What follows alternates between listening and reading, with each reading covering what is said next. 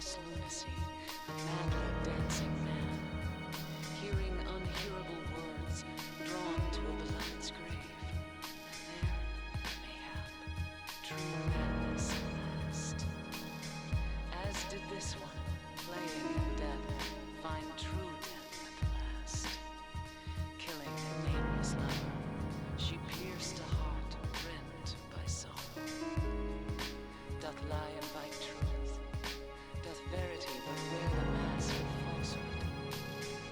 Oh, thou pitiful, miserable ones. Still amidst lies, though the end cometh not, wherefore yearn for death? Hey, what's up, Junkyard? I'll be starting in like 30 seconds. I just sat down with my coffee. I'm totally ready. Finished getting ready and all that bullshit. So probably gonna get straight to it tonight. Don't have a ton to talk about, but I am very much enjoying this game. So there's that.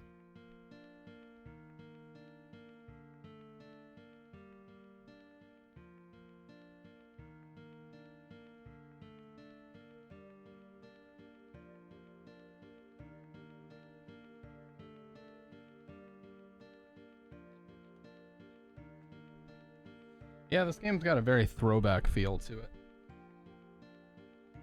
which I love. It's got a very, very throwback feel to it. Feels like something, you know, you'd find on like Newgrounds way, way, way back in the day. At least to me, that's what it feels like.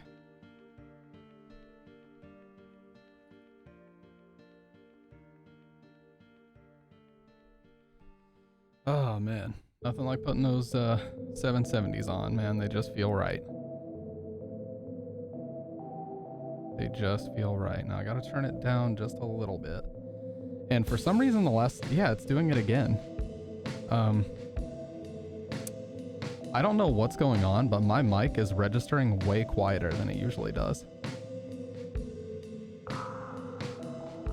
Like so it's the same volume in my ears, but it's only registering like negative 15 decibels. It's like noticeably quieter than it normally should be. And I don't know what's going on there.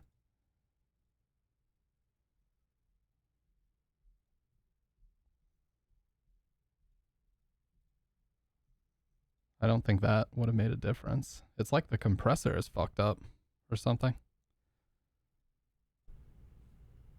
The gain's not fucked up.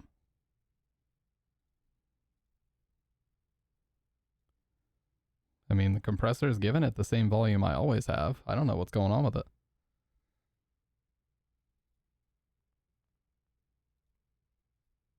That's really weird, though.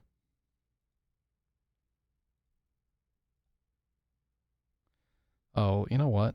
It might be something really, really stupid. It is. Oh my god, check this stupid shit out. So the whole stream, well, I'll fix it now. But the whole last stream, I was sitting there wondering, like, I always watch my VODs back to make sure the sound's not fucked up just for a couple minutes, and then I'm like, okay, cool, and then I upload the VOD. This is so stupid. So the whole time I was streaming, last stream, the fucking Windows volume for my mic was at 50% for some reason. Drag it back to 100, and that's the volume that it's actually supposed to be at. What the fuck, dude? How does that even happen? So stupid. Usually when there's something like that going on and I can't figure out what it is, it's something really stupid like that. It's just like, come on, man. Well, at least I fixed it. That's the important thing. Oh, that timing. God. Instantly when I press that button. But yeah, what have you been up to, man? What have you been up to, Junkyard?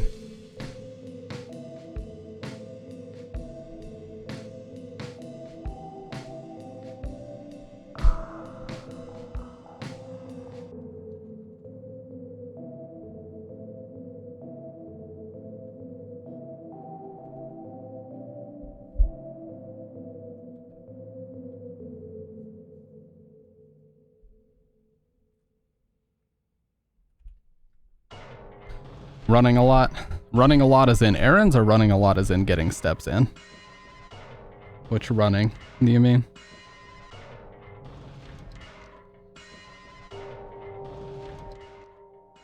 Oh, 20 miles plus a week. Nice, dude.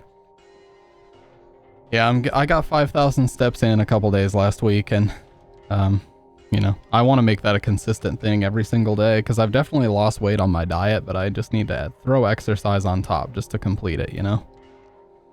Just to complete actually, you know, doing my shit correctly. Man, I really would like to know what the hell caused that, by the way.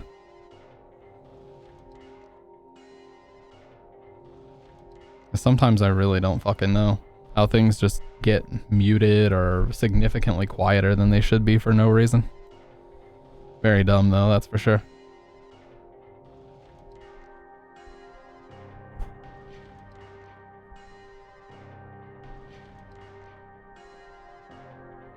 My wife has a small treadmill that she walks on and watches movies on or TV on Plex. Yeah.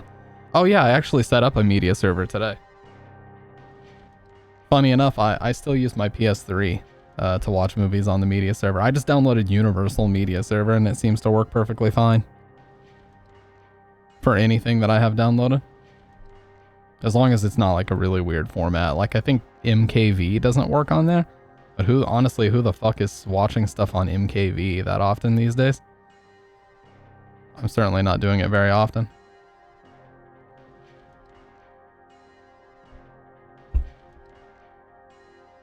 Yeah, who the fuck is here, dude? What's up, John?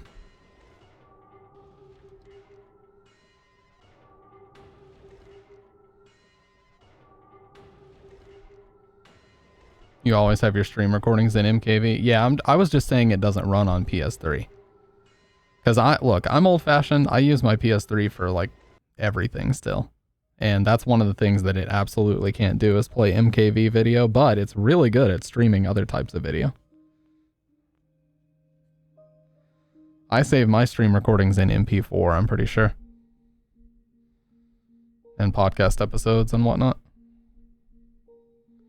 Gets the job done.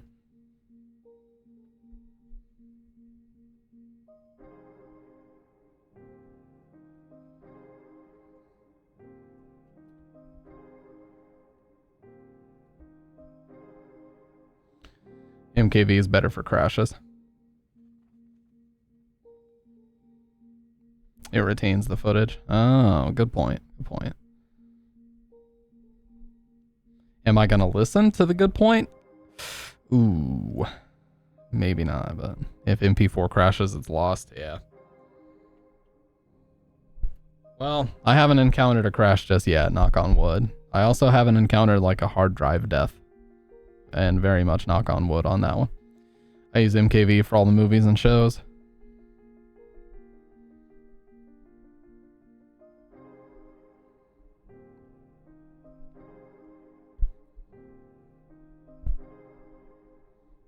Dude, the angle of this is so weird. It would almost have to be like this for this to be workable. Just trying to get it out of my fucking way. What's up, Kendo? Is that Woody from Toy Story shooting me a look? Did I ask for his fucking opinion?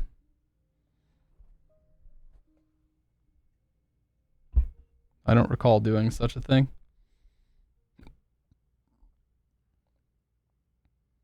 Oh yeah, Lariat. Plus you could remix the MKV to MP4 and OBS. You know, some things I'm just not super tech savvy on, I gotta say. A lot of things I am, but you know, I found my stream settings that I like and I don't tend to deviate from them ever. Really stupid thing. I'm gonna have to download my VOD. How? No, that's not even gonna work because it would boost the. God damn it, dude. Well, the audio in the last stream is just fucked, and that's just how it's got to be.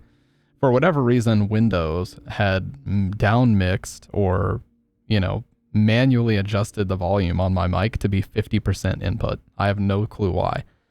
So my mic is just significantly quieter last stream than it normally is, and there's no way for me to fix it. So whatever. What the fuck ever, dude.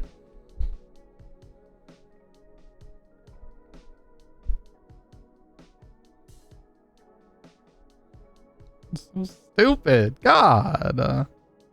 I can never recover, dude. It's so embarrassing.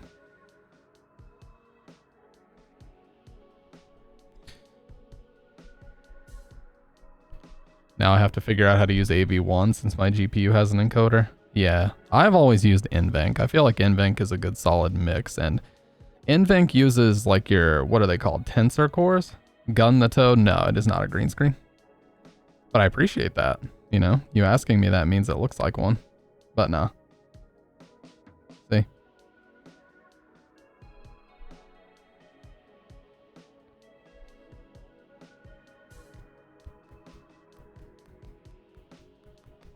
How you doing, by the way, Gun the Toad? Love that name. Reminds me of what I wanted to do to Slippy and Star Fox. Murder her.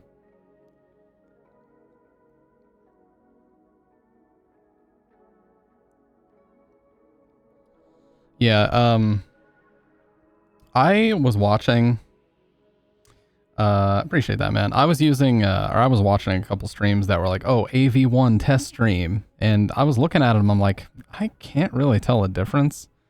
Now, I understand that that's just, you know, Twitch, and Twitch butchers quality a lot of times. I bet if it was like a local recording and somebody was doing really high bitrate AV1 versus NVENC that I could tell the difference, but doing good, just raining down here. Yeah, it's been pretty hit or miss. I'm down in Kekona land. I don't know if you are, but I'm down in Kekona land and it's been all over the fucking place down here, man.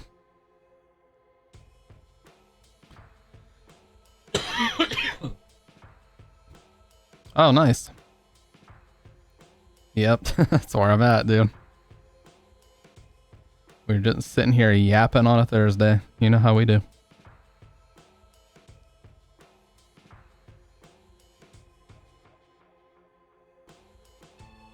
But yeah, you know what's funny? Oh, you're in Texas? Nice. Dude, stay safe. I hear Texas has been getting some crazy fucking severe weather this year. Hopefully you're in a safer area, but I know like the Texas Panhandle and eastern Texas kind of going over to the Louisiana borders had some crazy shit going on this year. I'm not even like a weather fanatic. I just, you know, catch a few weather YouTubers of all YouTubers for me to watch. Sometimes I'll watch weather YouTubers and they've been constantly talking about that area.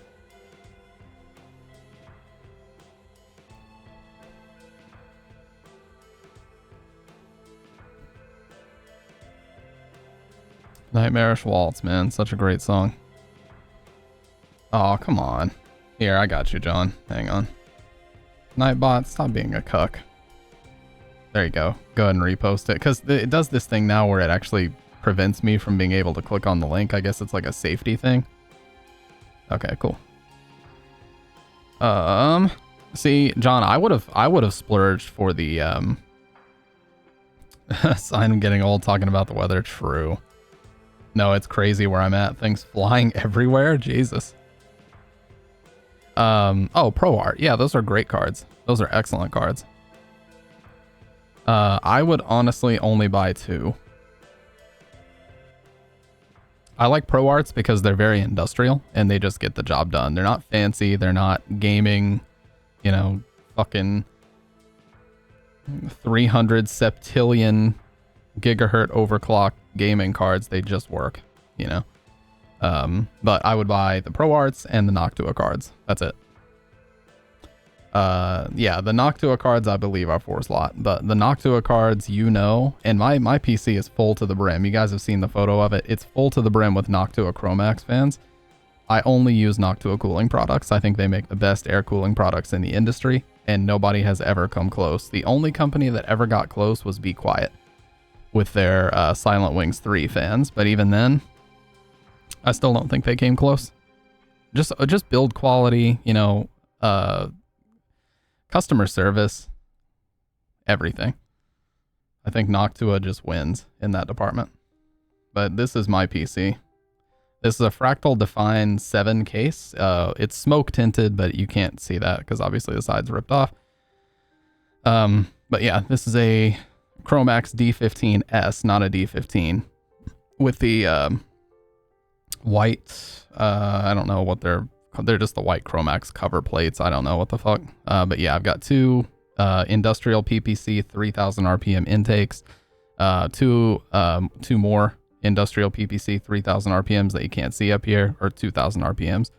A NF A14 in the back, and then 2 of the A15s clipped onto the CPU cooler. I used to have a third one like on this side, but it's just pointless having 2 fins this close in the same direction. Founders Edition, yeah, this thing kind of sticks out like a sore thumb. This is the power adapter that came in the box. I need to get a black and white one to replace it, but whatever, it works. I mean, the smoke tint makes it such that you can't even really see the shit, so. But yeah, that's my Pooter. I took it out and cleaned it a few weeks ago. Oh yeah, I love the look. Honestly, the best looking cooler Be Quiet's ever made is the Dark Rock Pro 4. Like, that thing looked amazing. The Dark Rock Pro 3 was a piece of shit because it just had the worst installation ever. Like, you had to use a wrench to tighten fucking washers. Like, what the hell were they thinking? But yeah, this is the best cooler that they ever made, in my opinion. It has this really nice aluminum top plate here. I mean, that just looks excellent. Really annoying clips because you can't really reach them. You could like cut yourself trying to get the fucking fan out, but yeah. If you're just looking at it from the top, an excellent looking cooler.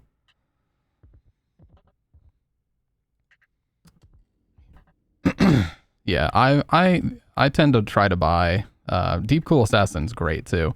The Deepcool Assassin 3 was actually the first Deepcool Assassin 3 was actually the first cooler that actually competed with the D15. Just in performance. It was like the only one on the market forever that was actually able to compete with it. This is the the Assassin 3. And it's a great design, but the fans have to spin at a much higher speed because they're not made as well as Noctua's.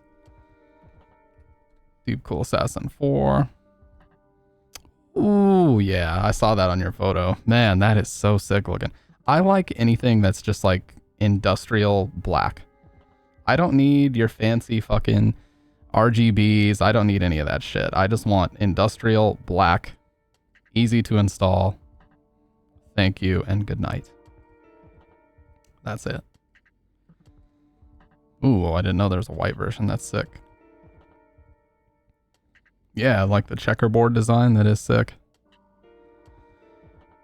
Now, Noctua is allegedly... Oh my god, that's got to be like a 4090. Look how fucking thick that card is. That's either a 3090 or a 4090. That is a thick boy. But yeah, Noctua is apparently working on their long-awaited follow-up to the D15. What about Thermal Paste, Arctic MX4, or Noctua NTH2? Those are the only two that I use.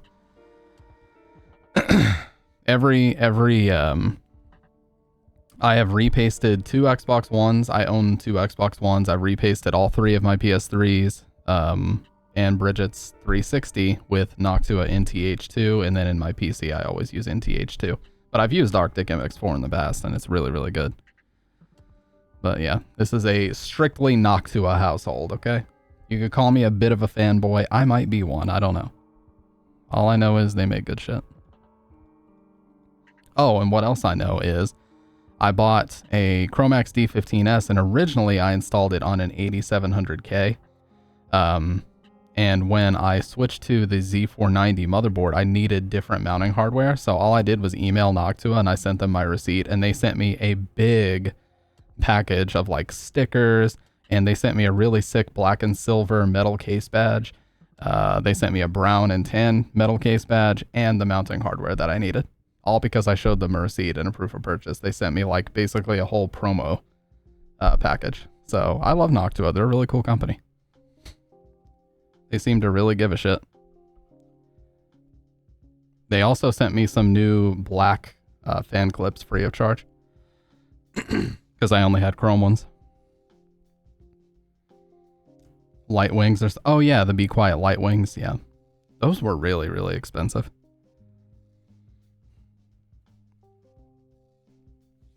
Well, Salt, I can definitely relate because I can't even tell you guys how many times I've sat down to make a YouTube video, worked for about 15 minutes, got complete 100% like writer's block, and then sat there for like 2 hours trying to think of where to take the video, and then eventually just get frustrated and shut the fucker off. I just can't do it, man. I don't know what it is. I have like zero creative juice for YouTube. here lately. Me too, Junkyard. When they introduced the Chromax cover plates, I was actually using the U14S. That's my favorite cooler they've ever made, is the NH-U14S. But it was so ugly, man. That tan and brown just stuck out so badly. So when they came out with their Chromax line of products, I was super excited. So I got the black cover, and I got 2 black Chromax fans, and I've changed all that stuff out. But yeah, I love their products. I just can't get on with that. That tan and brown, dude. I cannot. I know, like, if they would release a tan and brown case, I'd be all for it. You know, that's one thing. If they had like a tan and brown Noctua case or a tan and brown anything, you know? Yeah, motherboard, GPU. Well, they do have GPUs now. They have GPUs with tan and brown fans, so you can at least match that. But man, that it just doesn't really. Now, back in the day, I will say, my dad actually had a bunch of Noctua stuff in his build. And he used to say, I remember telling him when I was a kid, I was like, yeah, I don't really like the color. He's like, don't worry about the color. He's like, it's about the performance. He's like, you see a set of Noctuas in somebody's PC, that means they know what they're doing. And he was 100% right, because it does. It means they did the research and figured out which company makes the best shit.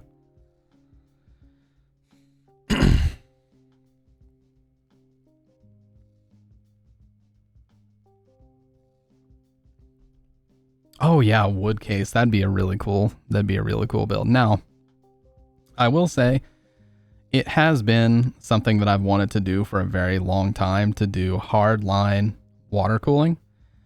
The problem is, you guys, I have shitty hands, and you can't see it too bad right now. You can kind of see it with this hand. I'm trying my hardest to hold my hands steady right now, and they don't do it. I have something called essential tremor. This is not a fucking sob story. I'm just telling you. It makes it very difficult to bend the PETG tubing over a heat gun, because my hands start to shake, and then I put kinks in the tubing and shit. So I would probably, I don't know how I would be able to do it. I might just have to do soft line water tubing. But soft line looks so shitty. It's just like quick disconnects everywhere, and the hoses are just hanging everywhere. Yeah, you don't... Anytime I see somebody bending the tubing, they make it look so fucking easy, because everybody that does it on YouTube has done it like a million times. Like when I watch Jay's 2 Cents bend the tubing, I'm like, I can do that. And then I remember trying it once, and I'm like, fuck that. I'd have to buy like $100 worth of fucking tubing, because I would fuck it up so many times. I'd need to practice.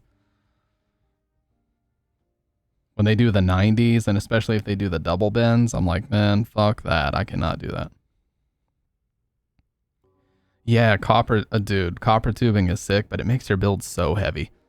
I think my favorite build that Jay's 2 Cents has ever done was his Dark Knight build, because it was all blacked out. I mean, top to fucking bottom, it was blacked out. And then he had chrome pipes in it for the tubing.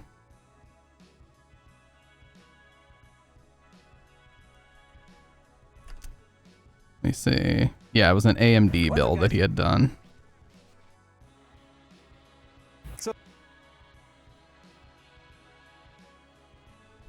You can make softline look good. Yeah, I remember Linus built one that he put into like a server rack. See, here he's got clear tubes, but eventually he puts the metal tubes in, I believe.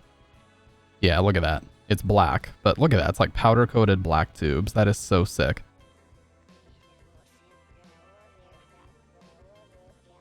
And looks amazing too. Link? Yeah, I gotcha.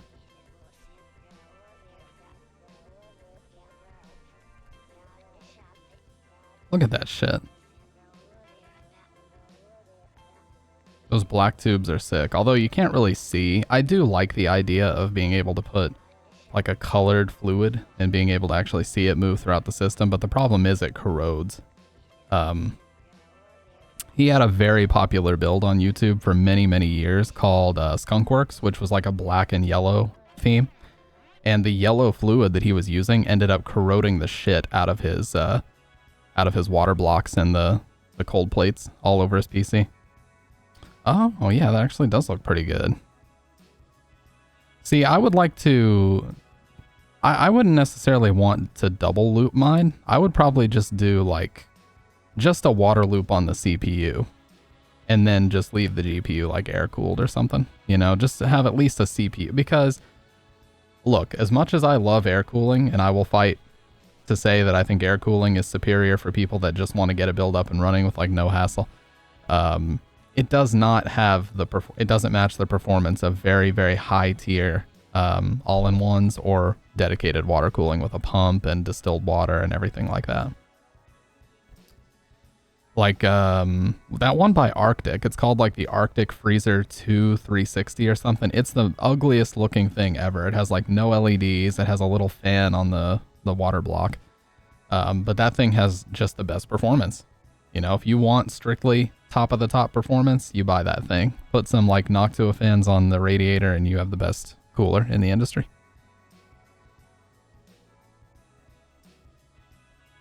Water cooling the GPU is more important for me. Yeah, I use a Founders Edition. I've repasted my 3070, and I haven't really felt the need to get any better cooling performance out of it. It seems to do a really good job as is.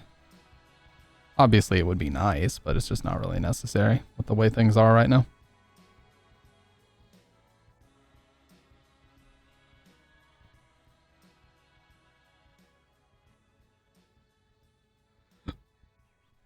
I like the I really like the 70 series.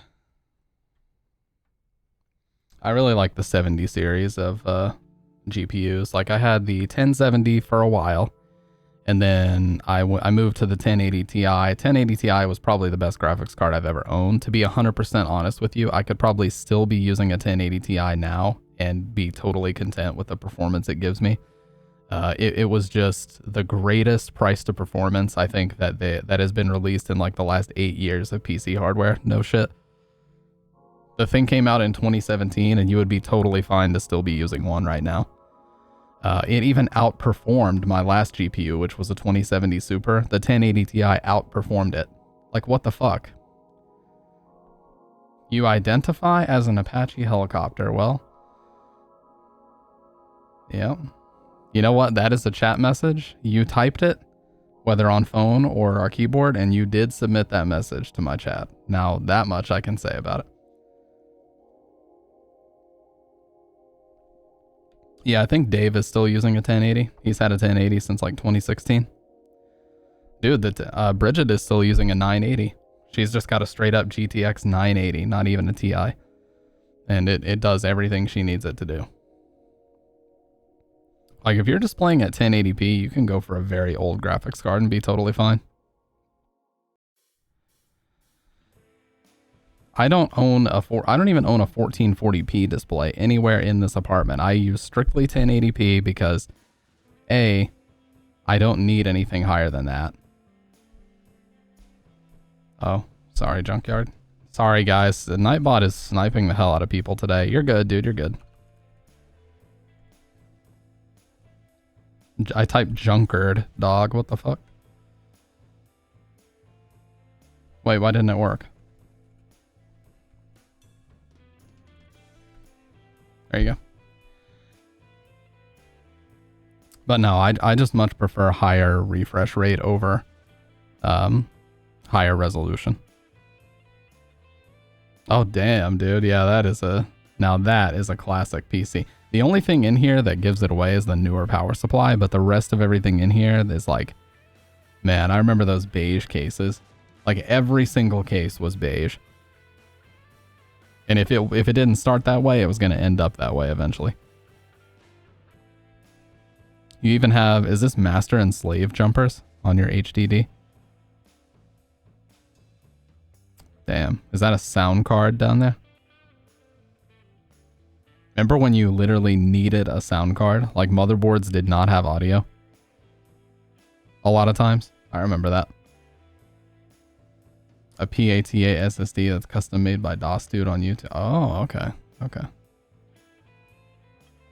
But yeah, back in the day, there was like a good chance that if you were buying a budget motherboard, it wouldn't even have audio chipset on it. And you would have to buy a sound card if you wanted any audio out from your computer.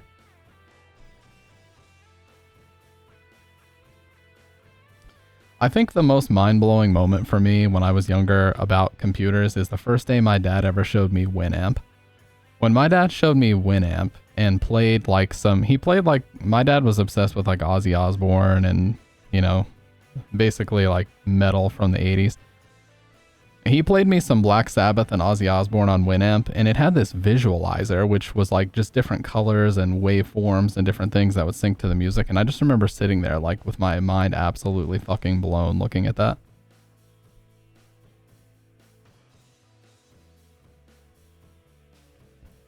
That was like probably 1998 or 1999. Yeah, Winamp was the shit, dude. I used Winamp as my primary music player all the way up until like 2010-ish. And then around 2010 when I got my first iPhone, which was the iPhone 4, I switched to iTunes and kind of never looked back because it was a necessity at that point. I needed to use it and I was able to import all my local songs into it anyway. So, yeah. I just ended up using that. Booked a day off from work. I get 7 days off in a row for 1 day booked off. Nice.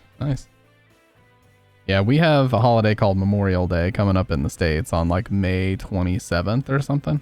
It's the last Monday of May, and I'm going to request a bunch of time around there as well because I don't work that day anyway. So I figure extend my weekend a little bit, you know, take off like Tuesday, Wednesday. If I get a straight 5 days off or something like that. I'll blow my nose.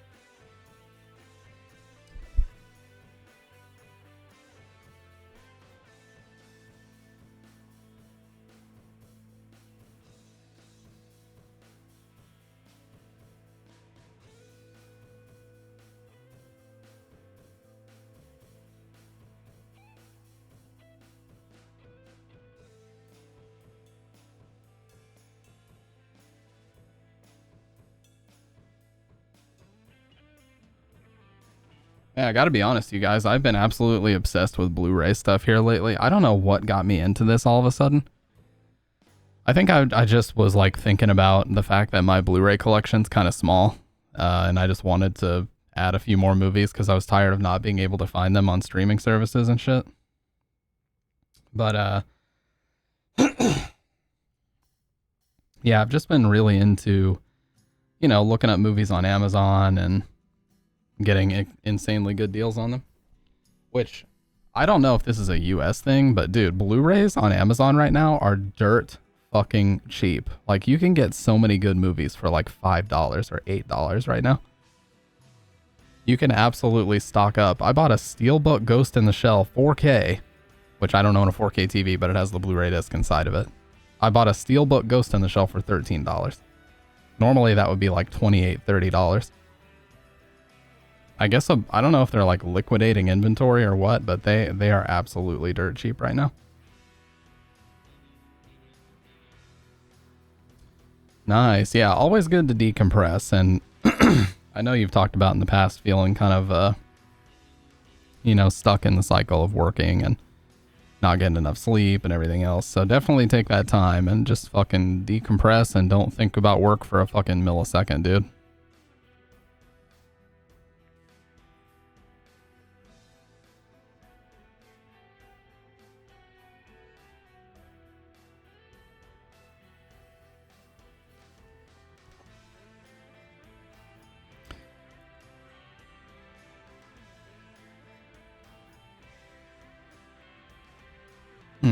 Me and Dr. Red were talking about that the other day, Salt. It's like, whenever I get time off from work, I actually tend to just stay up for like insane amounts of time. Like anytime I get a break from work, I'll stay up like 28 hours straight, and then I'll sleep for like 3-4 hours, and then I'm straight back to it. Because my brain is just like, oh my God, I have no obligations. I can just stay up and do whatever the fuck I want. And so I just, you know, it just like spawns all this random energy that I never have when I'm just in the middle of a work week. Very bizarre.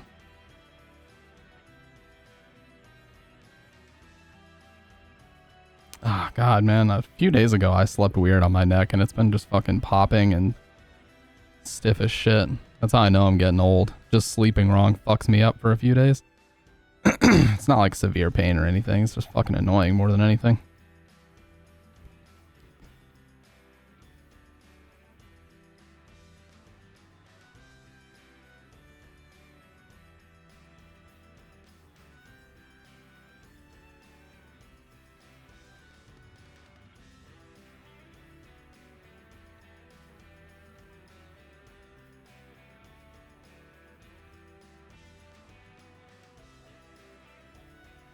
But yeah, it's also just good to sit and watch a fucking movie sometimes, because you know, a lot of times, which is what I hate about streaming services, is every single time I open one of them up, I just look and can never decide on what to watch, get pissed off, or just not pissed off, but just frustrated, shut it down, and then go do something else.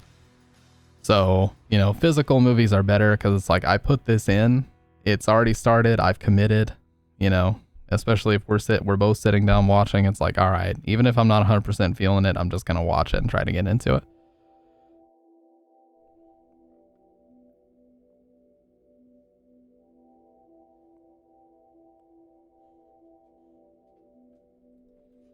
Kind of like with streams, you know, there's been streams where I tell you the last thing I wanted to do was play a particular game. There have been streams where viewers will redeem things, and you guys know my rule. I play whatever is redeemed. I don't care what genre it is. Whatever you guys spend your 100K on, I will play. But, you know, of course, there's been streams where I'm like, God, I just want to talk tonight, or I just want to hang out. I don't really want to play a game, but I do it, and then inevitably I end up enjoying the shit out of it. So it's like, sometimes you just gotta fucking do it, even if you don't feel like it. You know what? Good point, Salt. It's time. We're gonna live in person reduce the price of these fucking sound alerts because they are absurd.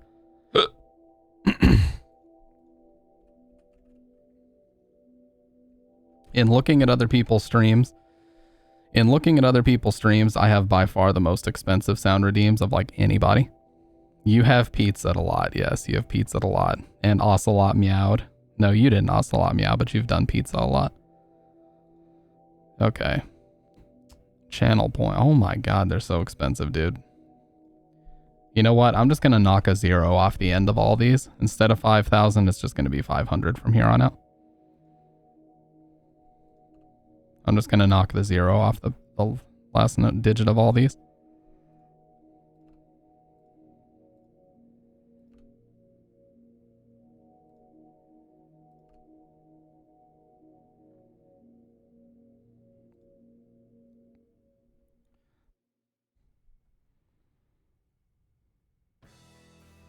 $300. I want this one changed, but the first one did.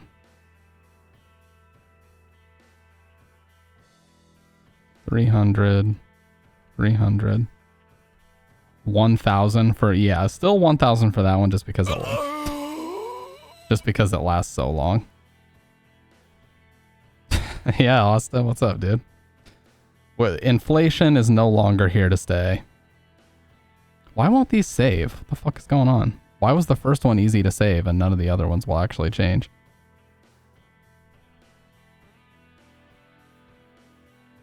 Do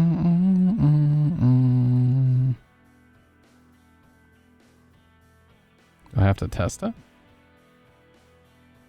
Yeah, it won't change. Why was the first one so easy?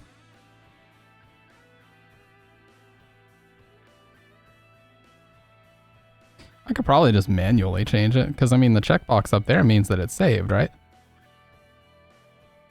You idiot!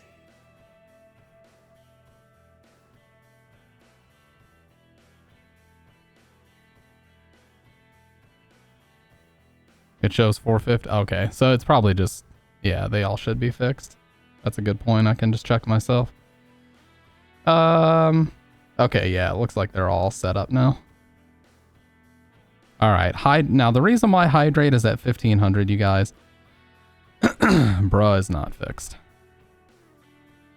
Now bruh is fixed. Okay, so it is fixing them in real time. Pizza should not be 150. That'd be insanely cheap. Let's do 300 for pizza. What? Okay, yeah, let's do 300 for pizza.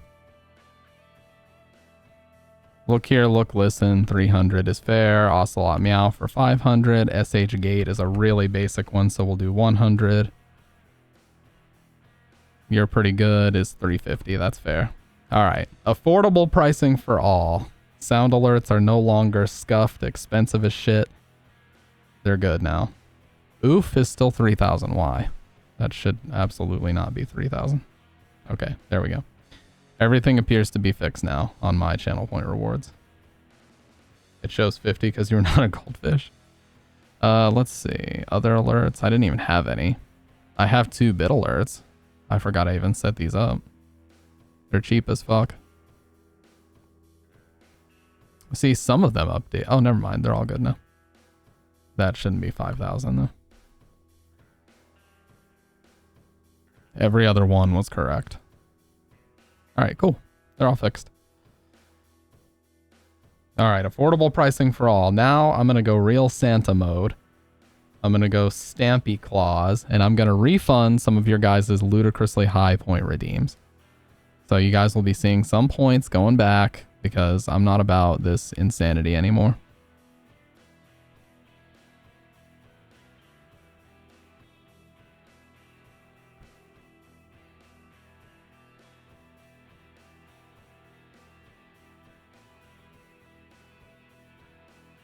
Okay. Yes, we're having a fucking doorbuster sale right now. We are having a doorbuster sale. Hydrate, I'm just going to mark these as complete. The sound redeems, though, are going to get back to you guys. Topic for just chatting, I'm going to complete because that's separate. Hydrates, I'm going to complete because that's separate again. Scary video reaction, I'm going to complete. TTS, John, scary video reaction. You know, I should reject that, John, because that video was so questionable. But honestly, it was really entertaining at the end of a stream just to watch a crappy, you know, top 10 horror videos like that. It was entertaining at the end of a stream. I ain't gonna lie. All right. Boom, boom, and boom. There we go. It's a doorbuster sale. You guys got a bunch of points back. The sound redeems are much cheaper. We're good. I gotta fix this. That's weird that it did that because I didn't let the animation finish.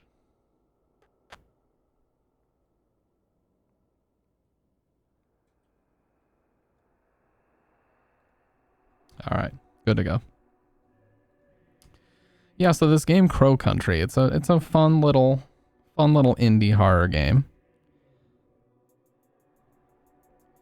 I thoroughly enjoyed playing. I got completely lost in the game. Like, I got lost and invested in the story to the point that, like, I was barely focused on chat, which I felt bad about. But, man, it was so enjoyable. And we're not done yet. They actually released a content roadmap for the game, too. Because I guess it caught on a little bit more than they expected, which is great. So they already have, like, a content roadmap out. They're talking about bug fixes. They're talking about releasing the soundtrack. They're going to put in a hard mode. You know, special rewards. They're going to try to do additional language packs, which I guess they just mean text because there are no voices in the game, like voice acting. There are sound effects from the enemies, like moaning and shit, but there's no actual speaking, no dialogue spoken in the game.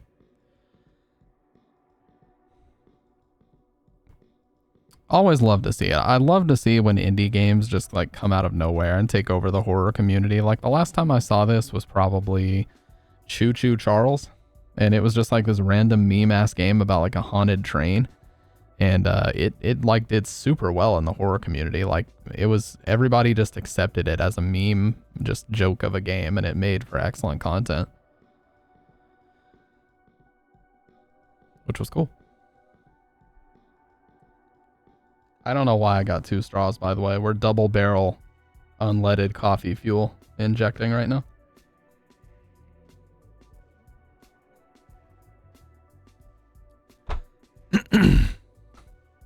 Oh yeah, shit. I forgot to mention. Tomorrow night, anybody that wants to watch it, we're going to be watching Akira from 1988. I have the 25th anniversary edition Blu-ray. We're going to be watching that in the Discord. I'm going to set up the event tonight. That way, if anybody wants to watch it tomorrow, it's basically going to be the same time as we watched Terminator last week. I'm trying to do at least one watch party a week for a while. I know there's a lot of people that have never seen it. It's one of the greatest animated movies ever, for sure. So really, if anybody wants to hang out and watch that, you are in for a treat because it's an amazing movie. I boosted the Discord specifically so we can stream lossless 1080p at a extremely high bit rate, and it looks really, really good. So you're getting full Blu-ray quality with those streams, which is great. And Discord actually introduced a new feature, which is really cool. Before, you had two options for streaming. You could share a screen, a whole monitor, or you could share an app. So you could just do a window or a monitor. But now they fixed it to where you can actually stream directly from a capture device, and you can even select which audio device you want to choose. So with this capture card, it's got 4 inputs. So I just choose, you know, like input number 1, and then audio, I just choose Magewell capture card audio input number 1. And so there's no desync or anything. So fucking shout outs to Discord, dude. That feature was missing for a very, very long time. That is so necessary for watch parties and stuff. So necessary. The Silent Hill music always makes me want a music so bad, but Salt, you're featured in a YouTube video. Your music is featured in a YouTube video that got 5,000 views. We're taking over the world. We are taking over the world. Yeah. Yeah, did Silent Hill 2 ruin Silent Hill? Got 5.5k views. Right here. And your music is in this video. Listen.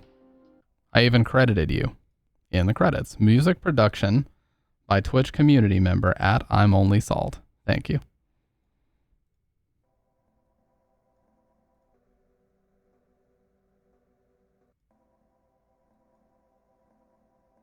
It actually made the perfect backdrop for this video. Like it actually worked so well. I was so happy with it. I don't think it's too much of a... Oh God, shut the fuck up, kid. I cannot under any circumstances listen to my own videos, guys, but I really was happy with how this video turned out. Like I said, I've had the worst, like, I don't know if it's writer's block or what I would even call it, but dude, I'll sit down, I'll open Adobe Premiere, every intention to like finish or get the majority of a video done. And at a certain point, I'm just sat there like, where should I go with this video? Like, what topic should I go to next? And I'll just sit there for like an hour, just trying to brainstorm and figure out where the fuck to go next. And then eventually I just get frustrated enough that I just close the fucking app and go do something else. I swear, I don't have ADHD or anything. It's just when it comes to YouTube, I feel like everything that I work on is not good enough. And I have to just do revision after revision after revision. I don't know. I guarantee you it's not, because arguably what I think the shittiest video I've ever made is got the most views. So the quality does not matter nearly as much as I think it does, but it's just annoying.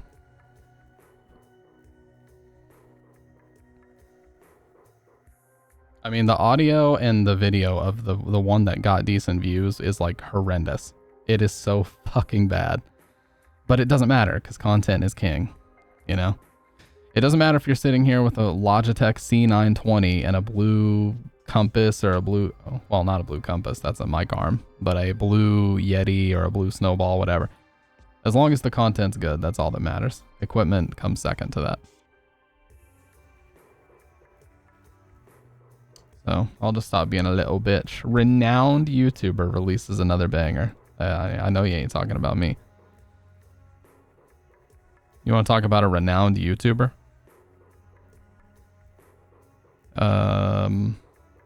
Who's that one guy that did that one thing and had to apologize for it? Insert every popular YouTuber here.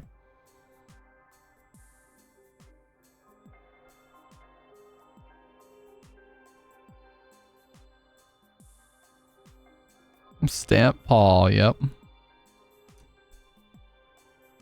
I've recently come under some fire, and I have some apologizing to do. I'm here composing a TwitLonger live with my audience because I can't play the ukulele. I don't have a dog that I can parade around in front of the camera and use as a prop to get pity. I don't have any interpretive dancing to do. I simply cannot produce a YouTube apology that's on par with the rest of the world, so I have to do things all on my own. And I'm gonna need a GoFundMe set up for that. Just kidding, that's a joke. No. I will never make a GoFundMe unless something like fucking life-altering happened. I would never make a GoFundMe, and even then I wouldn't really feel good about doing that. That's a joke. It seems like people just make GoFundMes at the drop of a hat for everything nowadays. So I have a question. There's this really old internet controversy between Keemstar and ReviewTech USA. This happened in like 2015 or 2016 or something. Shout out to that one league streamer YouTuber guy who fucked up and then posted an actual real apology. The bar is so low. I know, it's like the bare minimum is just considered amazing now. Like, whoa, taking accountability. Incredible. It's like, whoa, yeah, that's the first and only thing that is absolutely required of an apology video. He did it. Hooray. Anyways, this is still a topic of debate nowadays. So, as you guys know, a lot of big, and I'm talking like, if you have over 100,000 subs, in my mind, you're a big YouTuber. You can make your way, you can live fairly comfortably if you have over 100,000 subscribers, right? So this debate that happened way back when, and the conversation was whether or not it's selfish. If you have over 100,000 subs, you're making like $5-6 grand a month, maybe we'll say. At the time, the number that was being discussed was $10,000 a month. And then you also open a Patreon, which is supposed to be used directly to support the YouTube production side of things. Like they'll literally say in the Patreon, X YouTuber is making YouTube videos. And so it's clear that the Patreon is specifically to fuel the business of making YouTube videos, even though you're already making a massive amount of revenue from YouTube. Do you guys consider that selfish or greedy, or do you just think that, hey, you got to diversify your income, and that's just the way the internet works now? Because I could kind of see both sides. I'm not going to lie. I'm not even trying to fence sit on it, but me as a viewer, I'm like, dude, you're already making an insane amount of money per month and you want more just to funnel into YouTube? But hey, you know, we don't know other people's circumstances, and look, you do have to diversify your income. That's why so many YouTubers and esports orgs, they have to make merch. An esports org can't survive just because they win. You know, FaZe Clan, fucking 100 Thieves, Cloud9, they would not survive without their merch sales, their mousepad collaborations, their mouse collaborations, their hoodies and shorts, and Puma. Like Cloud9 has a massive contract with Puma, and Puma does like all their apparel, you know? Like these big esports orgs could not survive without merch. You know, what does an esports org win if the team wins? What do they get out of the deal? You know, they could have a team that's on like an undefeated streak taking over the world, but unless that leads to merch sales, they're not really making profit off of that. You think it's the latter? So you think it's just, you know, you got to do what you got to do, diversify your income in as many ways as possible?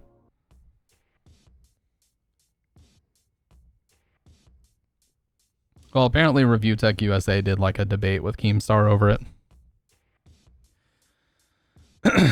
And ReviewTech was comparing it to like, oh, you know, what if you're a large streamer, but you have a donate button underneath your stream? And Keemstar's argument was like, oh, well, donating is a part of the culture on Twitch. But at the time, you know, YouTube didn't even have streaming, I don't think. And maybe it did, but it was really primitive.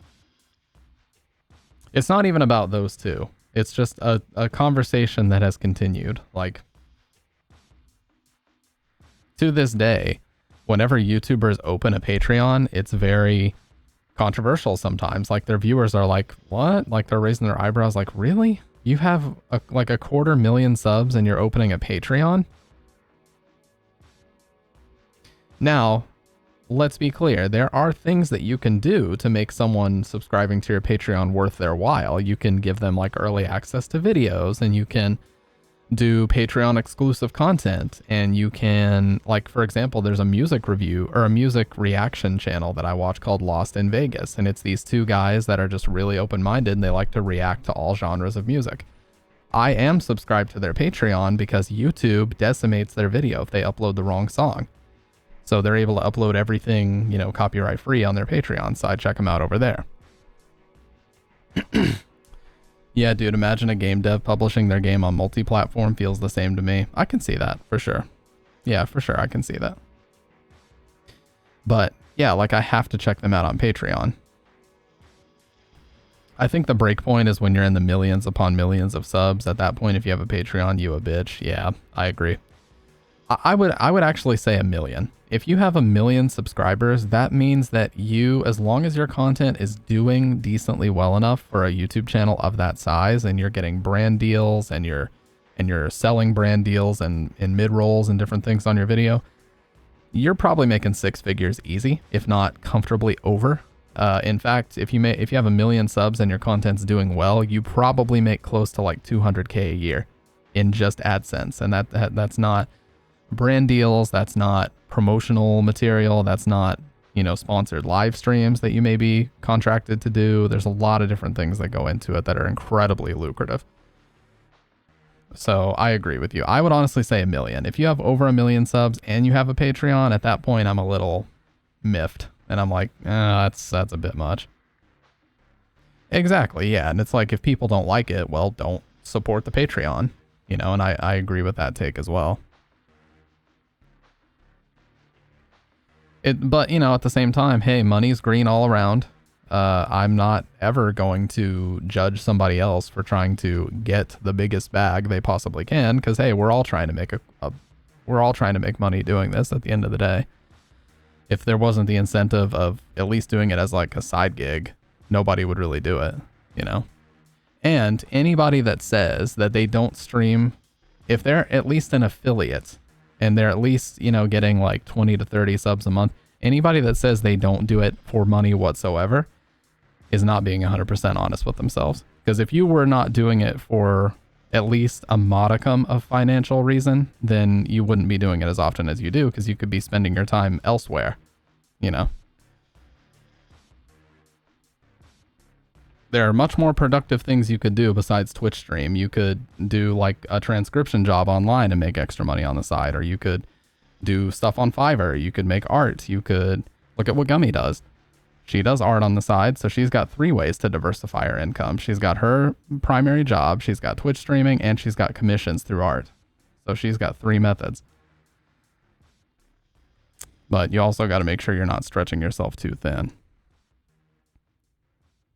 If I made some money streaming, I probably would have still been streaming. Well, look, I'm not here to say, I'm going to be honest about it. I've never made a lot of money doing this. At the same time, I'm not going to lie and say that I do it strictly because it's fun and no other reasons, and it's all just happy, you know. Of course, it's a side gig for me, you know. And I've been blessed that there are some viewers that really like to support. And they've been really cool, and people have donated things to the stream, like Faye donating a fucking Ocean Blue DualShock 2 that was still sealed. Yeah. Yeah, like the most enjoyable part, like, I'm not gonna lie and say that money has zero, you know, object in my willingness to stream or like how often I do it. Money is here in terms of my reasoning for doing it. Enjoyment, fun, that's up here, and viewer engagement is like breaking through my ceiling. Talking to the chat is the #1 reason why I do it, and that'll never change. Gummy Lotion mentioned, yes, I added her on Twitter. We're gonna make her viral, dude. Blow up that Ko-Fi page or Coffee page, however you say it. I think it's Ko-Fi because it looks like lo-fi. What's up, Josh? If I were DSP, I would quit, but getting paid to have fun is good stuff. Yes. Guys, can you please help me? Does anybody know a good sub badge artist? I need one badly. I went to Fiverr and I've had 2 separate artists make like mock-ups for me, and I've paid them. I haven't like asked for refunds, but it just doesn't fit. The Silent Hill radio thing, it just doesn't work because they're rectangular and I need something that's a square shape and fits the whole. So if you guys know anybody that can do good sub badges, please let me know. Gummy does those? Okay, I thought she just did emotes. I need help, dude. I can't fucking create any sub badges on my own. They're okay if you hover over them, but like they're so fucking tiny, dude. They're so tiny. You hover over them, it's like you have to fucking break out a microscope. I've got 4 eyes and I can't fucking see them. Like, oh my god. Could ask her, she did her own. That's a good point. I'm thinking of just doing pixel art, to be honest with you. Pixel art radios. I was thinking about opening up like Lost in Vivo. Moda perhaps too. I think she just does emotes. Okay. I'll definitely reach out to both of them and ask. Because it's just like, I like the chainsaws. In fact, one chainsaw is still being used. But yeah, pixel art is because you can fill out, literally, you can fill out every pixel of that 72 by 72 canvas. And so it's the largest in line, like in the actual chat thread. It's the largest, not the longest. Don't clip that out of context, gamers. It's the largest image size that you can possibly have in terms of like a PNG square shape in line with the chat thread. So it looks really good. Like even from a distance, if you're sitting like several feet away from your computer, you can still see it in like Chatterino and shit. So, don't clip that. Thank you. It's so stupid, dude. But yeah, it sucks, but you know what? It wasn't that bad. I'll ask around and see what we can get done. Because I love the Silent Hill radio idea, but the reality is the shape of them is just not going to work unless the only thing that I think, here, let me pull this up so I can actually show you like my reference photos for this. The only way that I think that this would work is kind of like this. If we were to shorten it, right here, if we were to shorten it and make it vertical, so it was like a square shape, you could see still the actual frequency dial at the bottom. And the antenna was still going down. And then maybe we put like a number, like a 1 if you're a 1-year sub, 2, and it would be a red number with a black outline on it. You know, I think that would work, but we would have to kind of smush it to where it'd be more of a square shape so that it could actually fill out the whole, you know. Could actually fill out the whole shape. Now it looks like Heather's pocket flashlight. I could do flashlights. You know, breast pocket flashlights is another idea that I was thinking about. You know, we very well could do that. And it could be like different colors of light coming out of it. I don't know how that would work, but we could try it, certainly. And breast pocket flashlights are actually better because there's more of them throughout the games, you know? So I don't know. I really don't. I thought of this as well, although I don't think I can use this. So this is Gummy's emote that she made, and I was thinking, what if I use like the stitch feature on the iPhone where you can hold an object and basically pull a sticker out with it? And I was thinking like, oh, we could do SM7Bs, but I don't think I would be able to do this because this is like a trademark design, and I feel like that wouldn't, I don't think that would fly. Silent Hill is a little bit different because we're talking about fictional video game items, but when we're talking about a real item that's like patented and all that bullshit, I don't think that would work. Don't think that would be allowed. And I do eventually want to do bit badges as well. Harry's memo pad. Oh, that's a really good point. Can I find like a model of that though? Heather's Pocket SM7V. What's up, Future? I asked Moda. She said she does in fact do sub. Oh shit. She does do sub badges. Ooh. I'll tell you what, I really like her art style. She's got, see, Moda, I like her art style kind of reflects her personality a lot. She's got like this, it's like a cute style, but also there are some really cool animations going on. I think unless Gummy made her animated emotes. You know what? I'm going to do some reconnaissance. I'm going to do some reconnaissance right now. Is she live? She is live. Shh. Nobody say anything.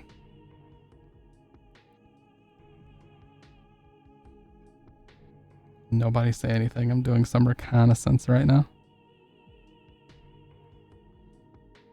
Yeah, like she has these,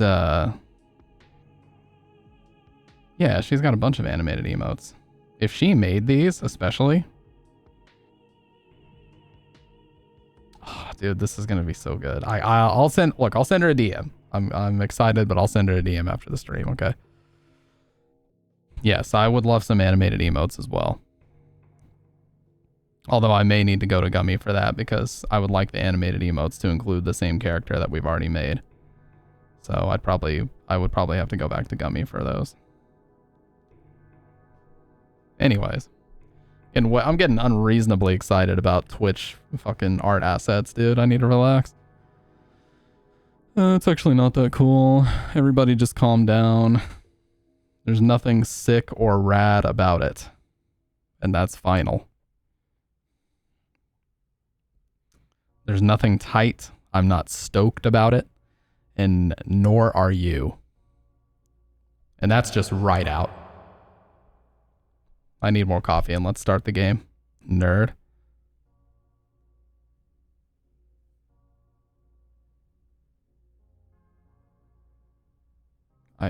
I have to take a call.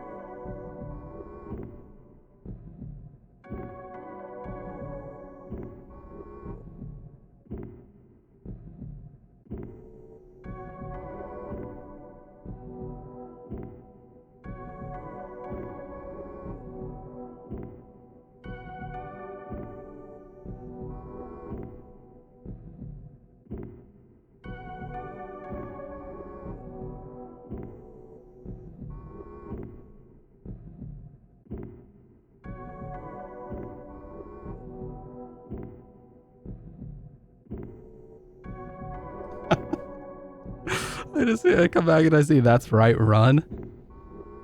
What? You think you intimidated me, dude? All I had to do was get a good cry in and punch the mattress a little bit. You did not get under my skin. Try harder next time, bucko.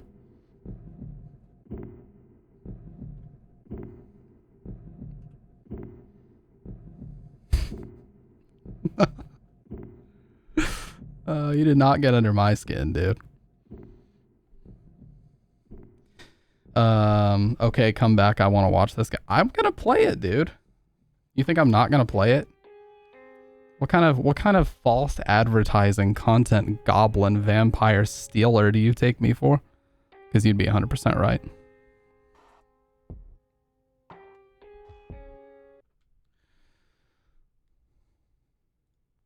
What is going on?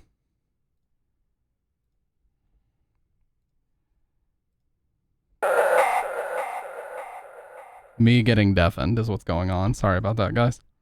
You guys getting deafened too is going on, apparently. Holy fuck, that was loud in my ears, though. Dude, I already fixed this. Why is it not goddamn... I already fixed this shit last stream.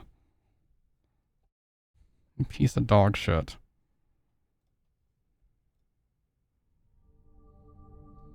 And now it works. That is so fucking cheap. I put it on a totally different audio channel that's like defaulted to 55%, but instead it played on one that's at 100. God. Don't you understand they have ears to preserve? Fucking assholes. Which one was this? I don't remember which one was the... Oh, well, then they're numbered, it tells me. I'm smart. Okay, so we had just gotten access to the elevators. But I needed to find more gas because there was that one statue that I needed to melt or whatever. Oh, I need to update the game, sorry. Sorry. There we go. Already embraced and accepted tinnitus. I was watching an interview with Metallica and they were literally calling it tinnitus. I'm like, what the hell? You guys don't know? It's tinnitus.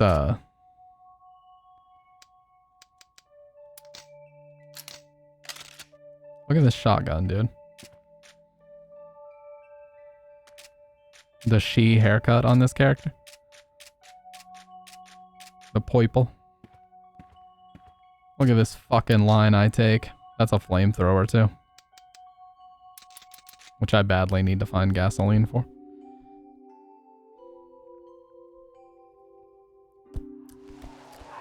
How you doing tonight, by the way, Future? Forgot to ask you. Oh, yeah.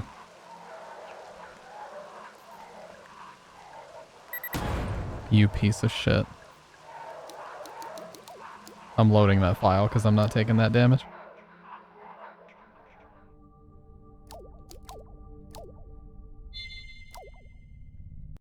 That's right, we're gonna cheat.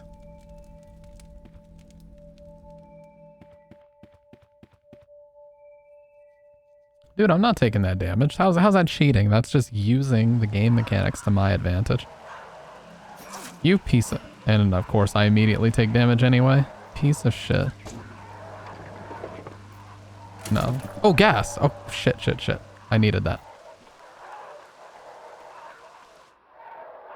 Oh god, though, but where the fuck was that thing?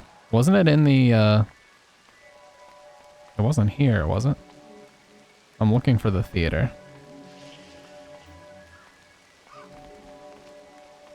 Oh, okay.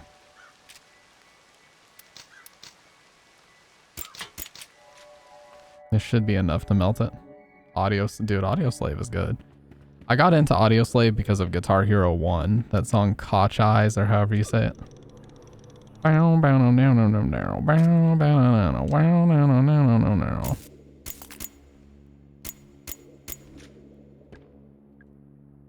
Golden key, bitch. It's still stuck. Let's go. It's done. I don't feel good about it. I think there was a save back here.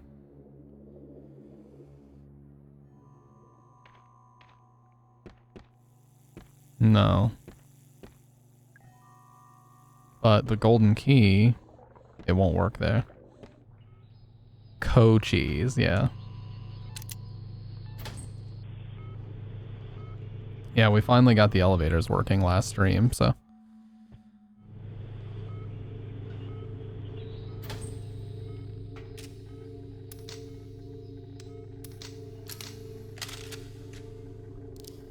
I say, where the fuck is my flashlight? It is so dark right now. Oh shit. You piece of shit.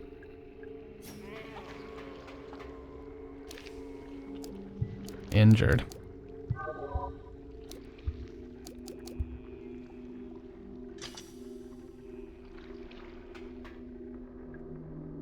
Okay, I'm gonna leave this because I really badly need to save.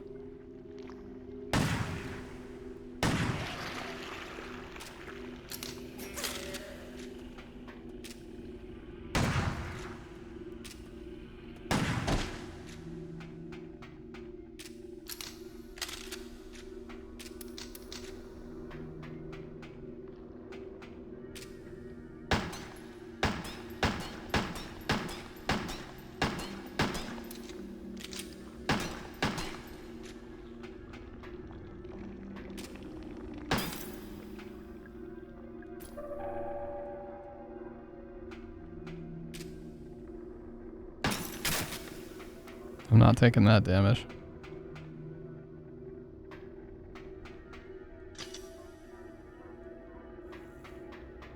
Okay, I'm going to save. Yeah, for real. R.I.P. Chris Cornell. That was a crazy week too, because Chester Bennington of Linkin Park died like just a couple days after that, remember? That was a crazy week.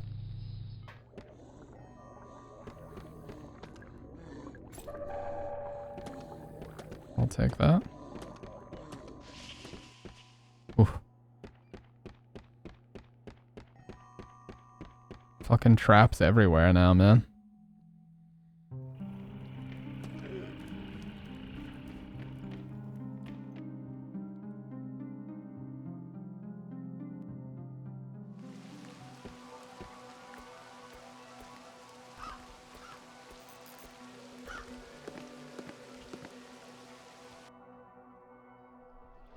I'm pretty sure there's a save up here.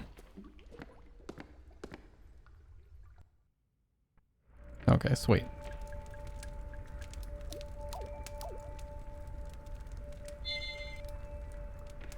Now, wasn't there something I needed a golden key for? Yeah, it does actually a little bit. I thought there was something I needed the golden key for, or maybe that was in the water area. But yeah, let's check the water area. I think that's where it was actually.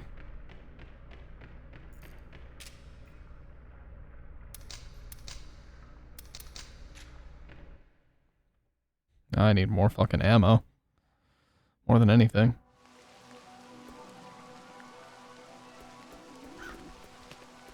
There could be some in here.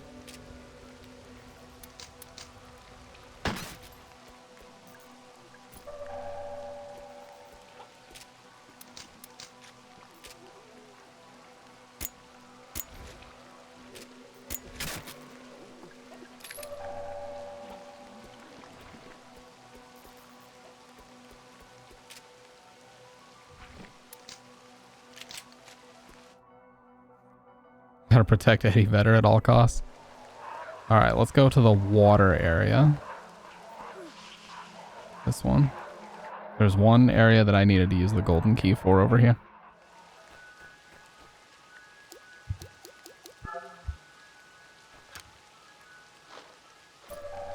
Oh, okay. I thought I already searched that one, but I guess not.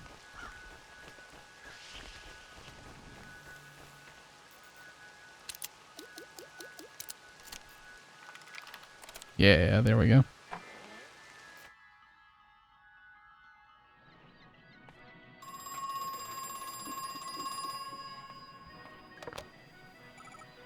Hello? You know, I never had a plan for all the gold. In fact, it quickly became a problem. We couldn't sell it, basically, not without arousing a lot of unwanted attention. We had too much of it too quickly, and the shape, those cylinders. Well, it's not the normal process, is it? But then I had an idea. What if it was the normal process, or what if we pretended it was? So Marvin and I devised a plan. We just needed a site, a disused gold mine. Marv found one in South America, in Brazil. And you know what? It worked. For a while, at least.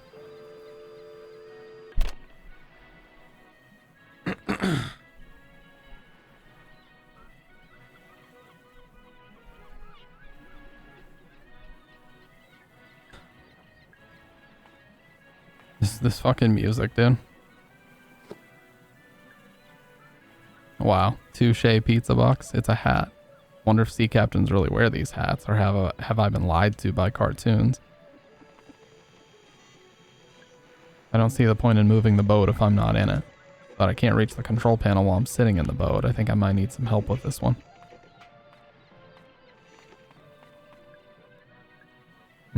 Okay.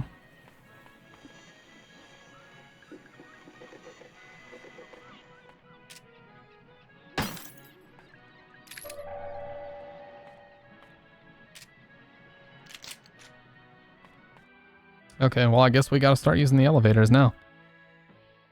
Not really much else I can do until we start.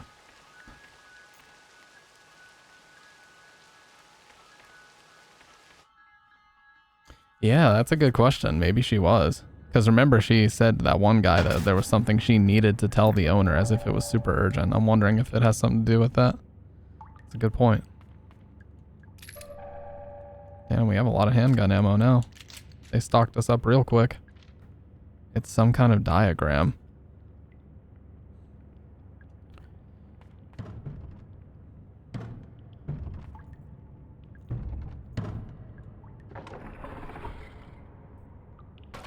Oh. Hey, kid. Julie, what happened? I'll tell you if you help me out of this thing. Let's help her. Of course, let's get you out of there. I don't like the way it gives me choices, man. It feels like I shouldn't be doing these things. Ugh, thanks for the help. How did you end up in the crate? Some guy grabbed me from behind and threw me in there. Some guy? Who was it?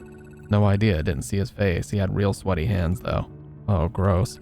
Yeah, not an especially enjoyable experience, all told. I wonder if it was Marvin. He looked like he'd be kind of sweaty. Marvin who? Oh, nothing. Don't worry, just thinking out loud. I'm just glad you're safe. Yeah, listen, that's twice you've helped me out now. Let me know if there's any way I can return the favor. Right, thanks, will do. Anything I can do for you? Actually, there is something. I need to get through the boat ride in the Ocean Kingdom area. The Seven Seas? Yeah, I could use your help to operate the controls. Have you opened the door into the control room? Yeah, it's open.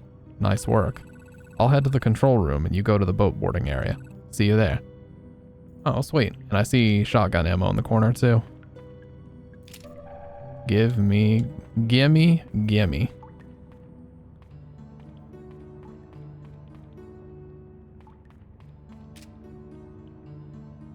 No save, or is there?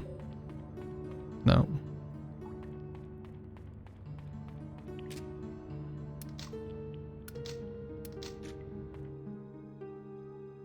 Man, this game is really, really good, actually. I enjoy it immensely. We need more games like this.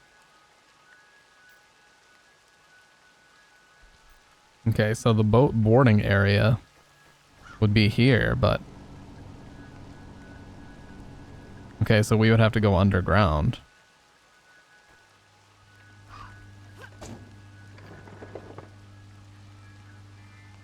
Wouldn't we? Yeah, because we would have to go underground, so we got to go down on the elevator to see what we need to do there.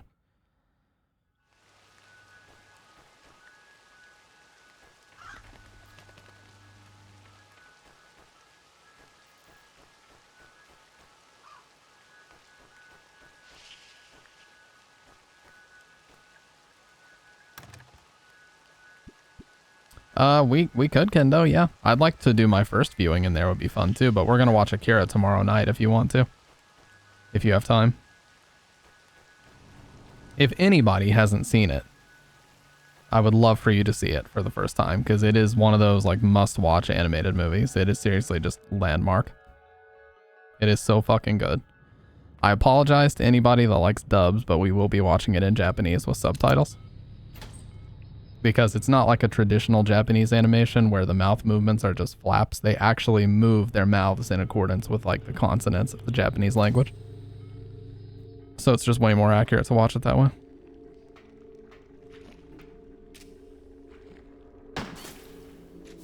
Fuck.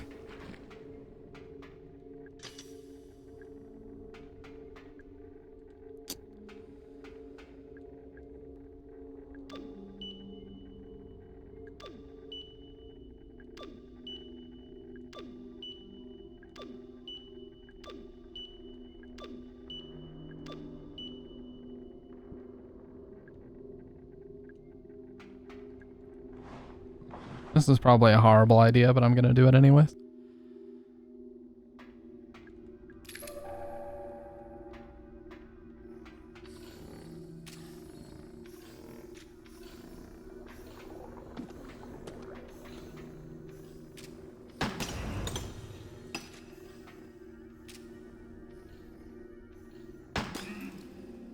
Will he walk into it?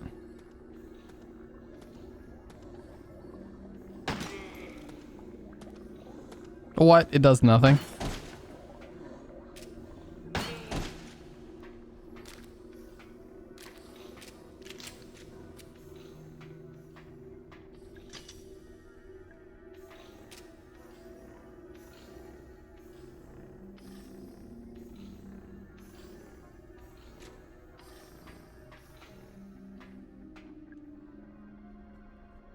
I know, I was looking, I just wanted him to get hurt. I just wanted him to take damage. That's what I wanted. To experience pain.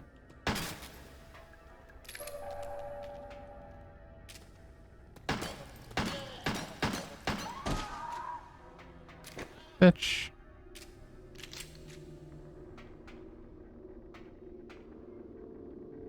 I don't want to do that. Break room. Can we please find a way to shut the gas off in here?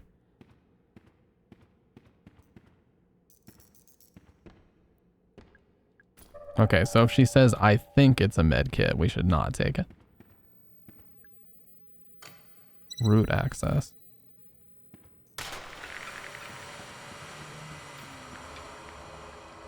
Oh God. Okay, well.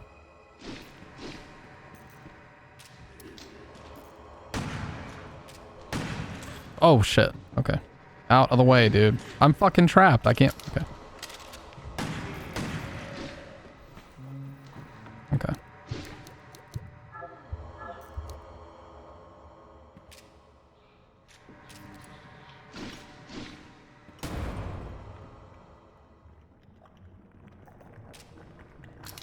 That wasn't nearly as nerve-wracking as it needed to be. Or I made that way more nerve-wracking than it needed to be. Georgia 2663, Atlanta Falcons. Good thing this didn't melt. I can't remember the code for the break room security gate. I swear I had an A3, A6, A2, and another 6, but I can't remember the order. I know I took the code from an old license plate, but it's gone missing. Hey, at least they recouped me some of my shotgun shells. They comped me a little bit. Okay, well.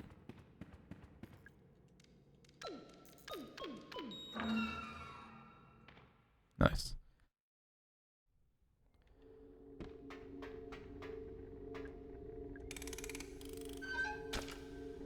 Some Dinky King country shit right here.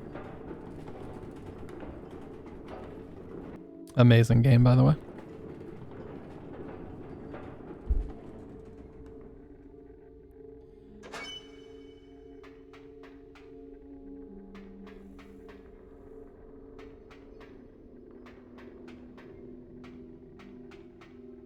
Oh. I think that was not open before.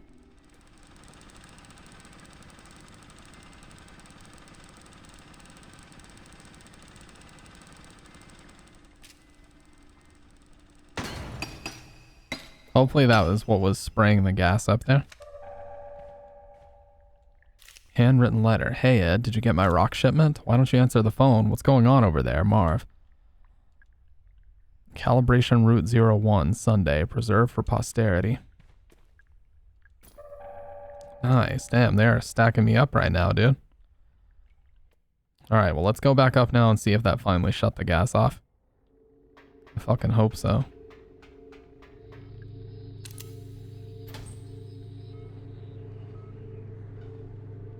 If it did, I can actually get through to where I have needed to get through for ages.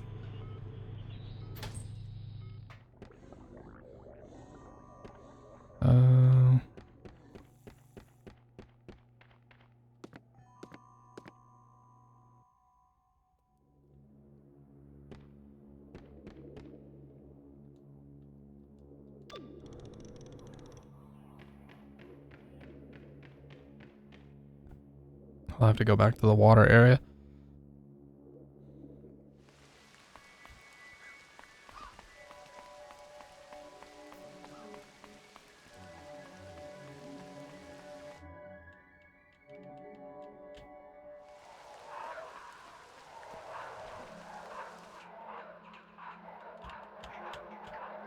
I have a feeling that didn't shut it off because it was nowhere near it, but we'll find out, I guess.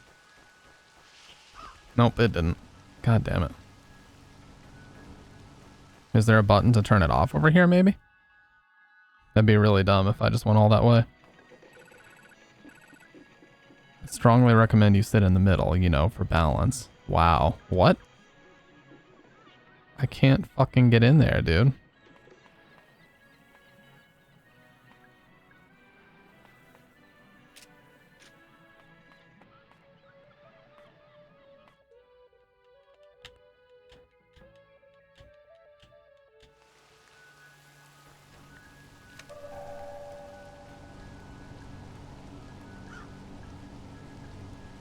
Okay. Well, let's go underground here. It's got to be something nearby that we can shut down.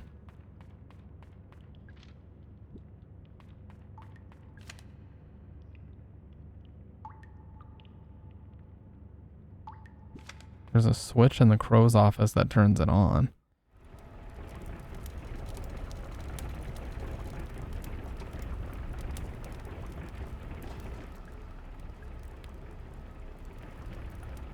Oh, yeah, we somehow haven't been in this room yet. Oh, and there's more gas I could have easily found here.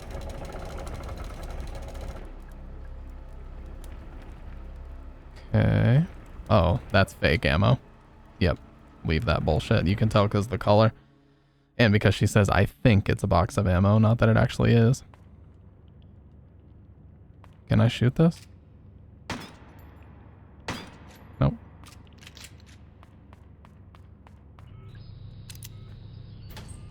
Okay, this is the southwest elevator, so I need to remember that.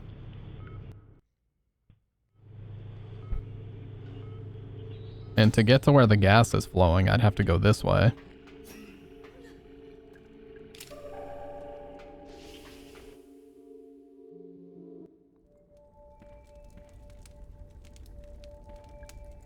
Oh, okay.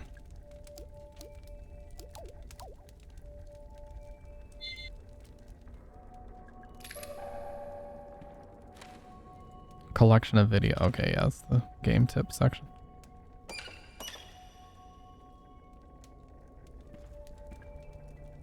Calibration Route 04, Wednesday, full of woe. Okay, map of the central underground area. Neither of these does anything, so I think we're gonna have to restore power.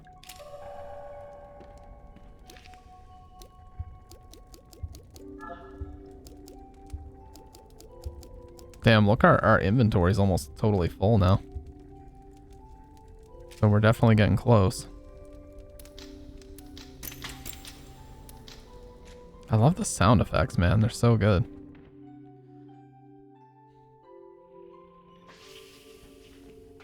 That's fake.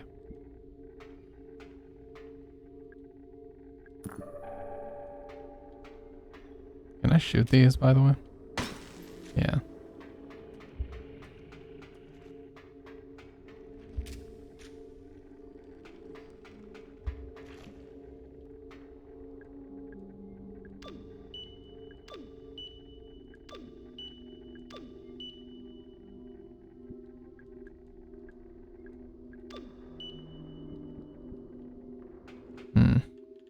I don't think we found anything about that so far. Okay, so that's the one. Total gas pressure must be at exactly 50 for successful manual override.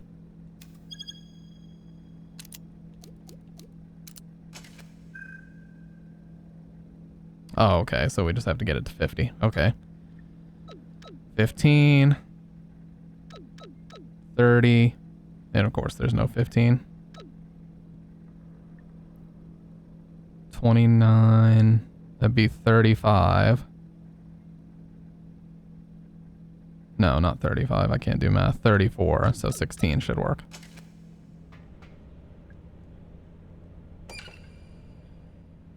Okay.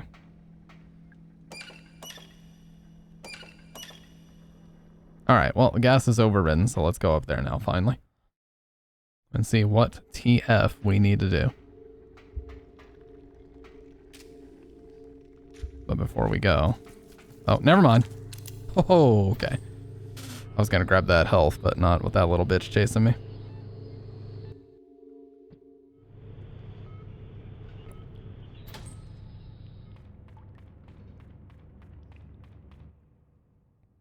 Whoa, crazy vibration on the controller for some reason. Finally. Oh, there were shotgun shells out there.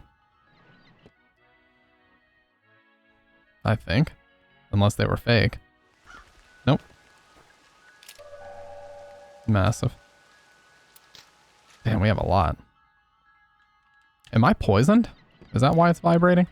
I'm fucking poisoned. When did that happen?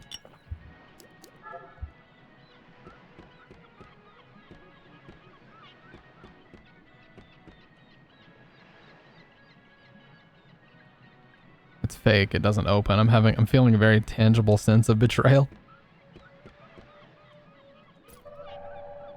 Okay, she said to get into the middle one. Are you ready to go? Yeah, I think so. I can't guarantee this will be safe. Should I start the ride? Do it. Start the ride, Julie.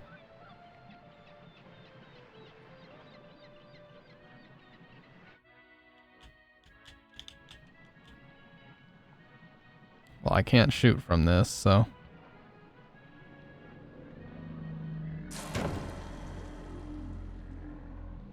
The white whale's blocking the boat. If I remember it right, he's supposed to move out of the way, but I think it's done manually from the control panel.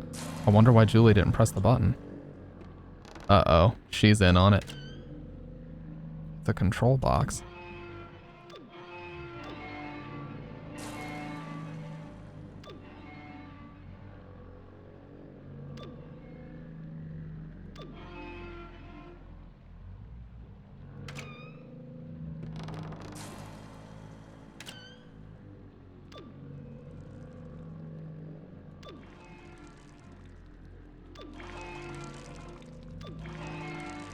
This is fucking weird.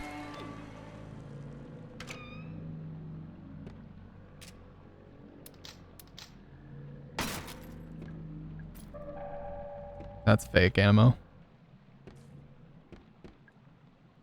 The biggest, most ornate switch I've ever seen.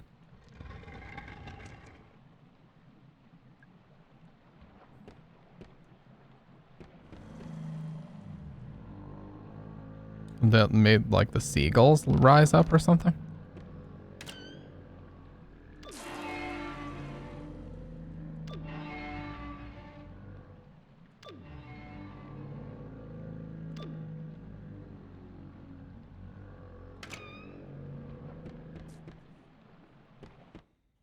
Isn't she in here? Oh no, she left. What's this? It's a blood stain and these are Julie's glasses. What happened to her? There's blood on it. It seems to have stopped working.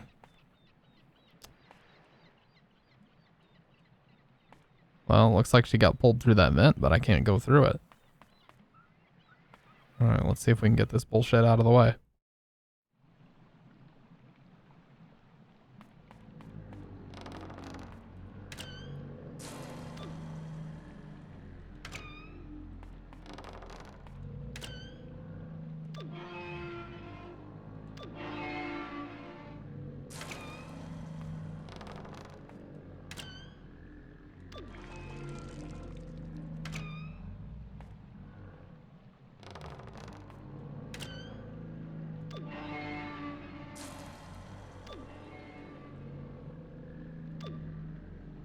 I feel like this is another color related puzzle.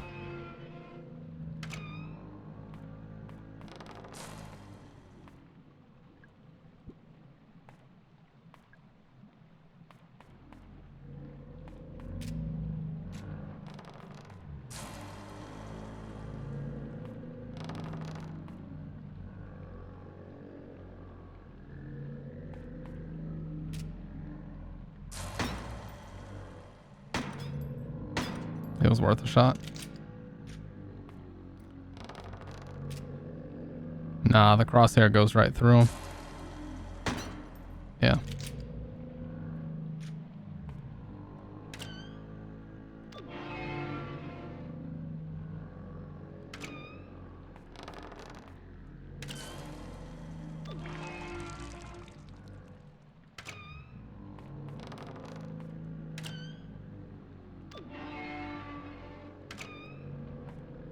I don't really know what this is doing. But I'm just going to keep doing it until I guess they're out of the way.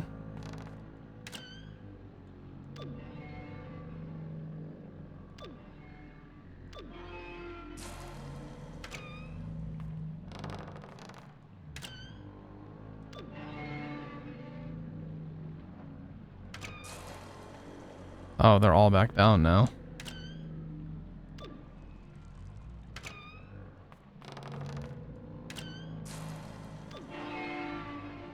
Okay, let's try sliding them back. And then changing.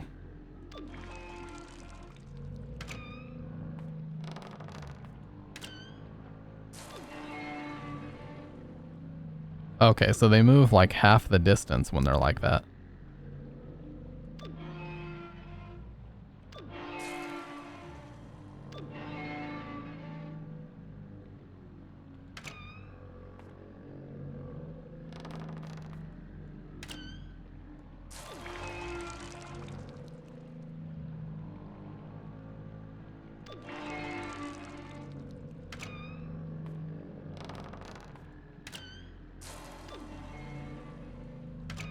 There's got to be something that tells me what the colors are supposed to be. And I mean, I can get back into this room for a reason, so.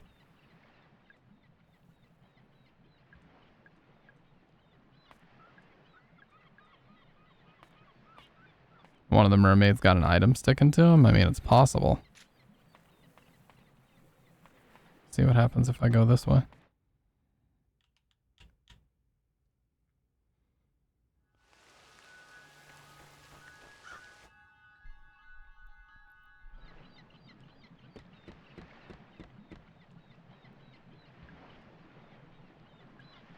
Doesn't do anything, but it's a nice feeling having the horizon stretching out in front of you.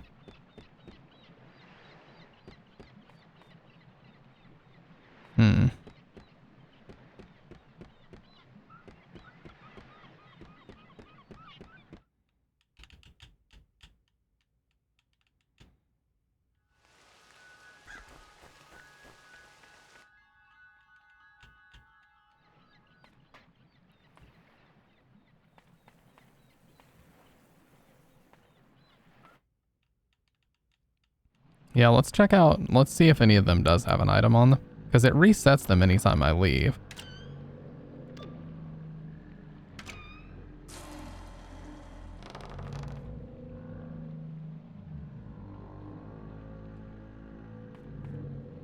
Maybe I gotta pull them closer to me and see if I can examine them. Okay. Battery in here, but it's totally fried. Okay, let's try the next one.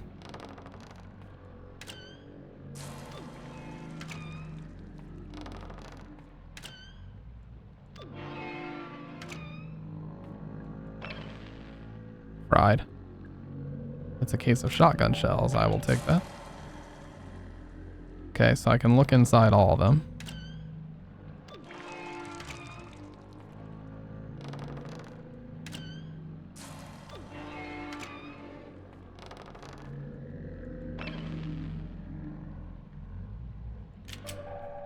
Large battery. I saw that thing earlier. There was a depiction of it on the wall in that one room. I think I know where it goes.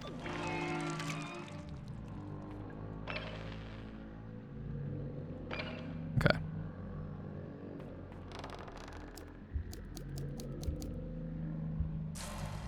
It needs charging. Okay.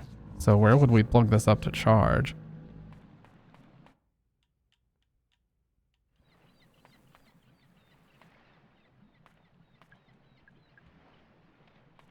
But just over here to the right, I saw like an illustration of it. Oh, it's nighttime now.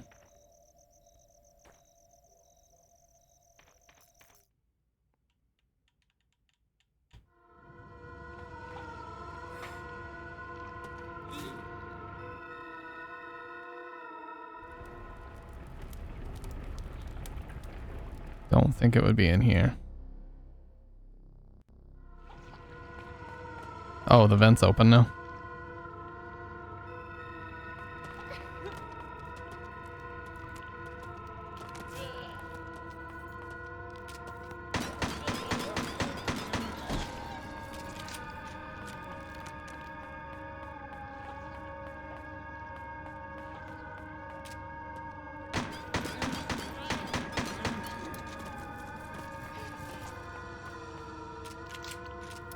Here. Oh, damn.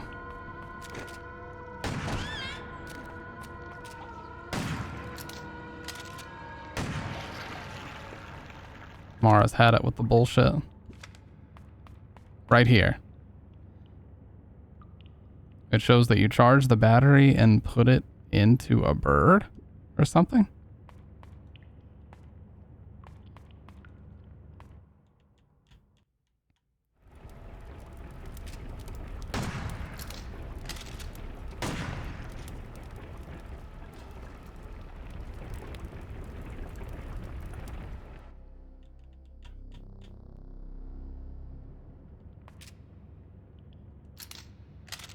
Gotta be downstairs somewhere.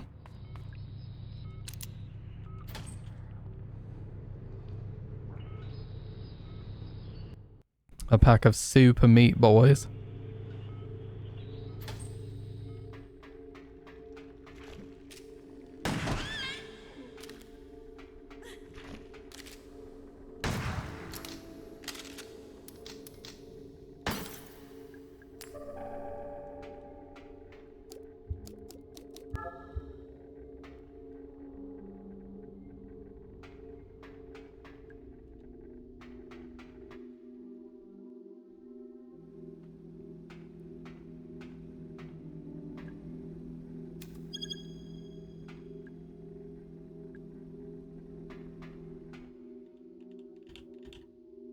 Gotta try to find a battery charger somewhere down here.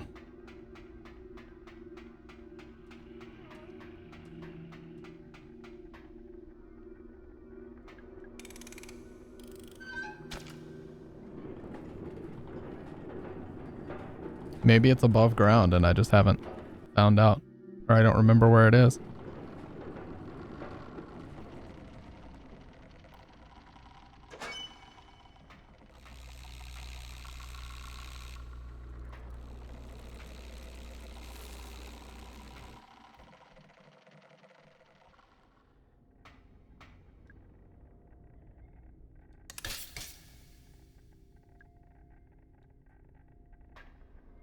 Oh, there it is.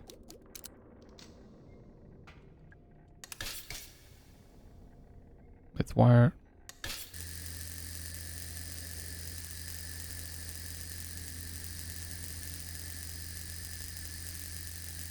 Yeah. Rechargeable batteries were like witchcraft when I was younger. Okay, charged battery, but what do I do with it though?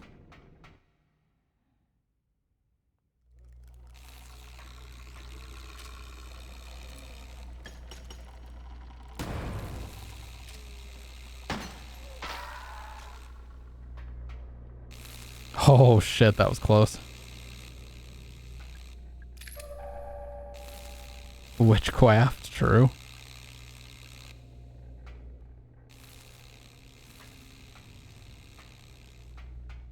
You piece of shit, I knew.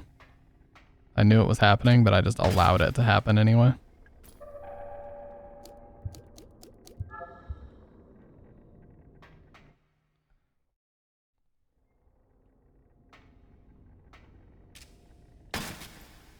Okay, there's just a couple of dudes down here. So, Mara, what do you make of them? What do I make of what? The roots. The big green tubes, those are the roots? Why are they called that? That's just what Crow named them. What are they made of? The outer shell is mostly copper, however, the inner core is 24 karat gold, purest there is. As you well know, Trumbull, you piteous old leech. Shut it, Tolman, you traitorous old cretin. And all the machinery, the big circular saw, it's for... we call it root excavation, although harvesting might be a more accurate term. The roots are cut into shorter segments, which are lifted up to the surface. All this just to extract the gold? Correctamundo. She wasn't talking to you, Trumbull, you heinous old parasite. Bite me, Tolman, you pompous old jackass. Mara, you really should get out of here. I can't leave now, I'm so close. Close to what exactly? Do you even know? Listen, I know you want to. Don't bother with the pep talk, she doesn't care. Quiet down, Trumbull, you greasy old half-wit. Don't talk to me like that, Tolman, you cantankerous old sea sponge. What do you have to say? Mr. Trumbull, what are you doing down here? Hey, kiddo, what's shaking? I'm still looking for Edward Crow. Ah, ain't we all, ain't we all. Why are you looking for him? Ah, well, how should I put this? I just need a little help with something. He's on the run from the Brazilian authorities. He came back here to hide. Shut your trap, Tolman, you self-righteous old busybody. Why don't you make me, Trumbull, you bloated old gas bag? So, what happened in Brazil? Crow and I were running a little operation, see? It was somewhat duplicitous in nature, I guess you could say. You were selling the gold, right? The gold from the roots? Oh ho, you've been reading up on me, have you? Why go all the way to Brazil to sell the gold? It's like too much of a good thing, you know what I mean? No? Ah, well, you see, the gold we scooped out of the roots, right? It's too pure and there's too much of it. But why is that a problem? Crow didn't want anyone connecting the gold back to his land. He didn't want the US government looking into where it was coming from. I was telling the story, Tolman, you uppity old bastard. Well, you were doing a shit job of it, Trumbull, you worthless old junkie. So, at least before you got in trouble, you must have been making a lot of money. You and Crow? Heh, you could say that. Then why come back here at all? Why not just go live on a desert island or something? They went and seized my assets, didn't they? All of it. It's all frozen unless I show my face in court, answer all their lovely questions. Oh, but let me guess. Crow kept his name off the paperwork, so he gets to keep his share of the money? Is that why you really came back? To make sure Crow gets dragged down with you? She really sussed you out. Only took her 2 minutes. Quit your cackling, Tolman, you arrogant old snob. I'll laugh at you all I like, Trumbull, you dopey old clown. Run along now. Why are they even in here together? If they hate each other.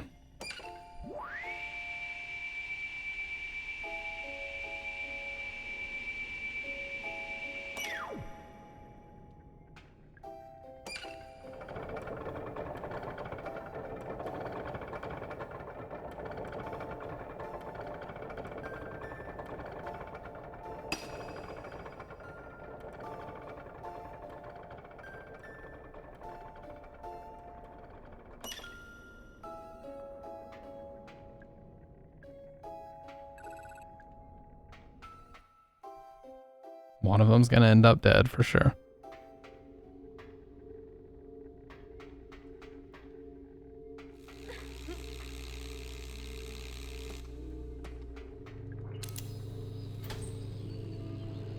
Okay, so we have a charged battery now, but where the fuck do we use it?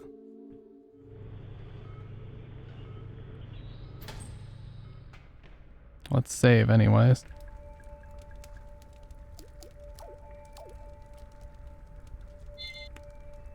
I mean, it showed that it's something to do with that blue bird. Which I don't even remember where that thing was.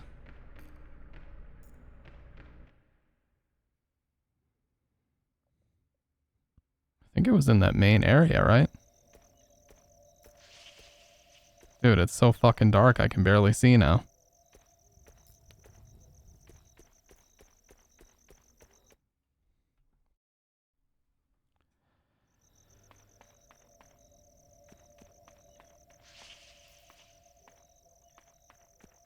Yeah, I think it was... Oh, no. Wasn't it back there?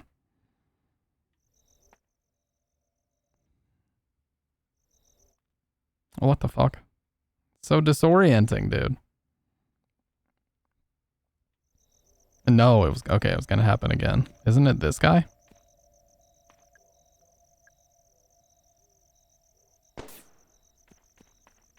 Whoa, who's popping shots?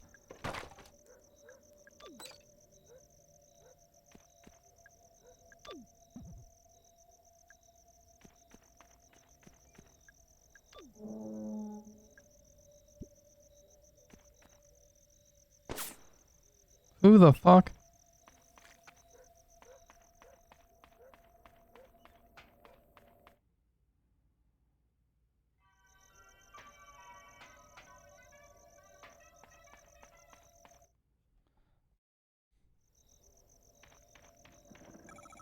Arthur, did a police officer come by here? Yeah, he was on a bike. Did you talk to him? Yeah, a little bit.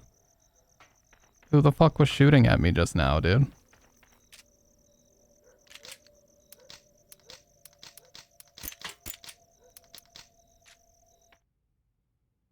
Okay, so we have to restore power to that thing somehow. And that's like the central elevator.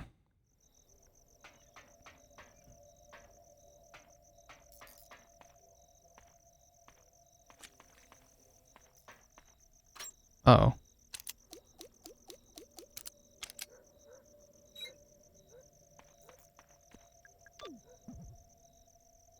Needs to be facing the other way.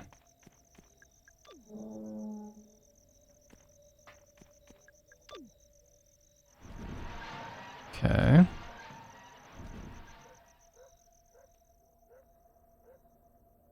And just like that, he walked out of my life. Really? Who the fuck?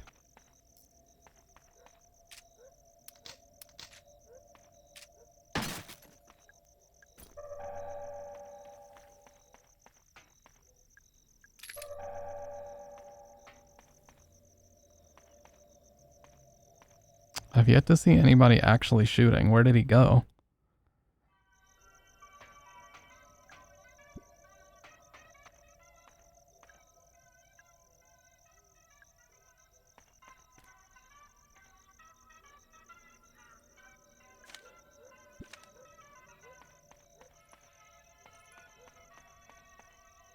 Okay.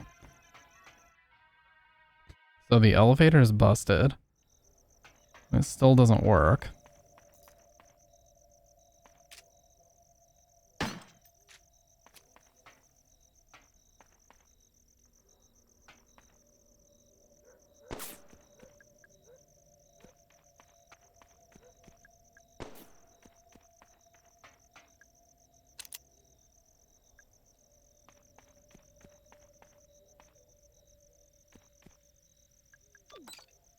Oh, there we go.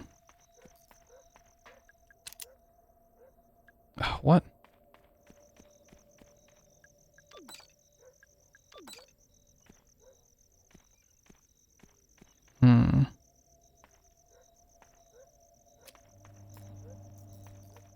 How do we actually get this fucking thing moving?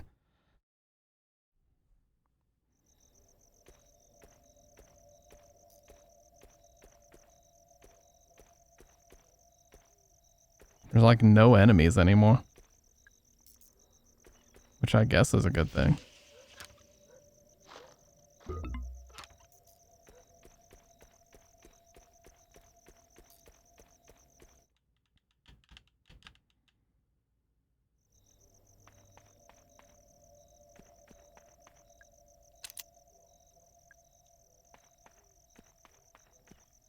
Yeah, there's no item I can use in here either.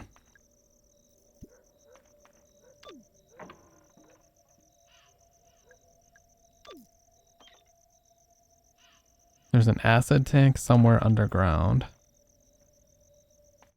Okay. I don't know how that would help me, but okay.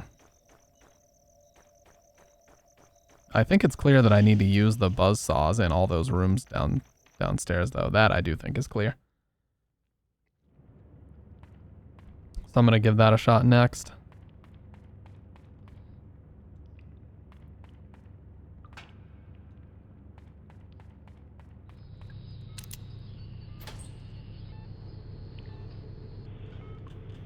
We've almost found every item in the game. Like, all the inventory slots were full.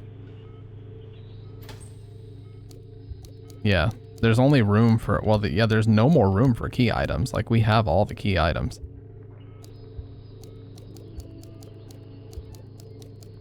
The only thing left to do was to get into that guy's office, right? We had to, like, disable the electricity. Which I think I've already done, actually, now that I think about it. I think I already disabled the electricity. So we may be able to get there now. Let me actually try it. One of those levers that I pulled that said it was for a control panel might have shut that off. And his door had a gold key that I needed on it, so let's try that out.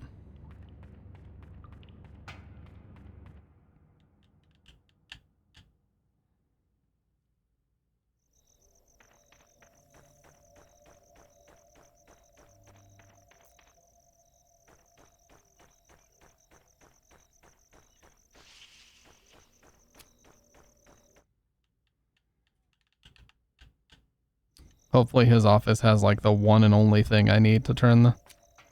No, not this one. Oh, the gift shop. Oh. I thought the gift shop was open. Oh, silver. I haven't used this one yet. Okay, this one gets us in the gift shop.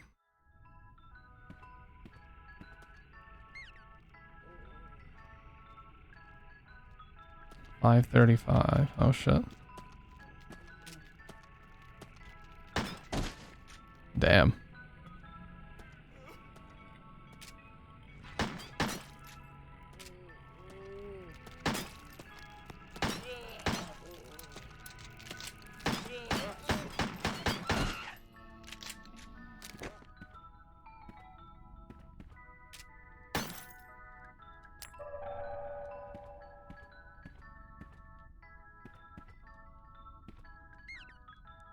$5.35, $6.15.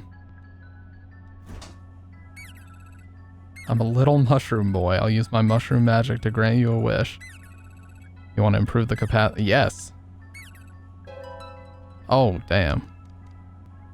I could punch in a number.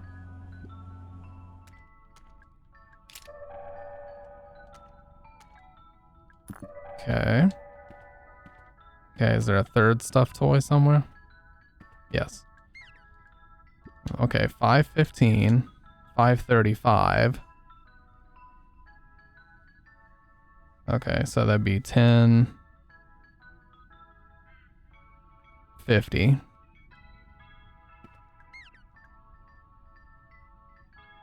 $10.50 plus $5.50 would be 16.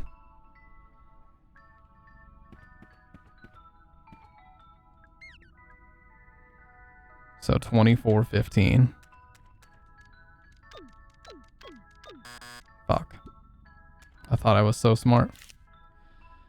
1. Haunted Hilltop stuffed toy. 2. Classic Crow Country rubber doll. 3. Fairy Tale Town action figure. Okay, so the haunted one first. Thanks. Let me know the total. I'll pay you back. But that wouldn't make a difference. Hilltop, Crow, Fairy Tale.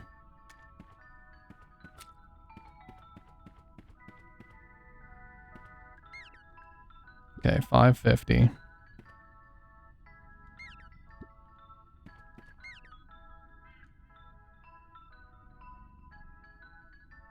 $10.75.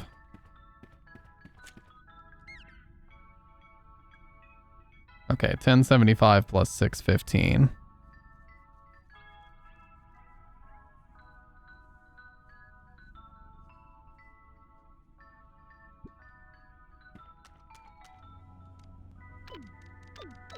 No, I can't do $16.90.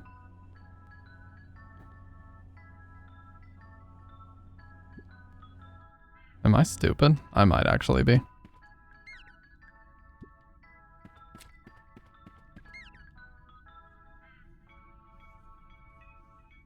$5.50 plus $6.15 would be $11.65 plus $5.15.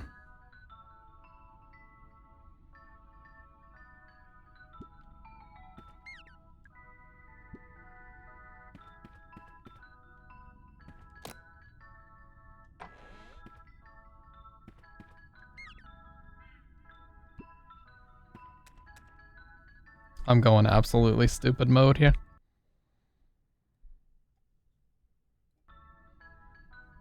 Okay.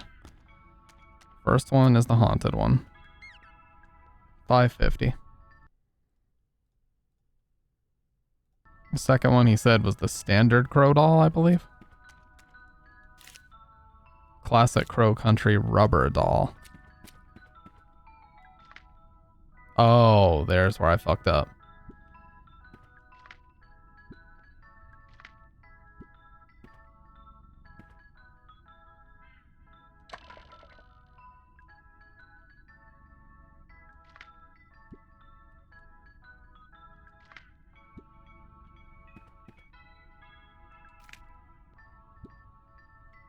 I know, seriously. It's a rubber doll that I'm looking for. What the fuck? Oh, this one. Rubber with the golden trident. Okay. $10. Okay, so...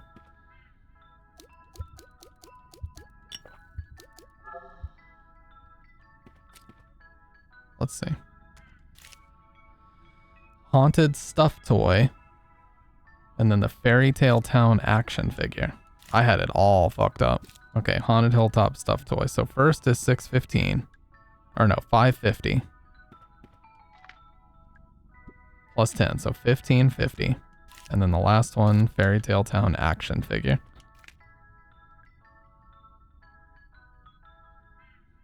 Okay, so it's $19.75.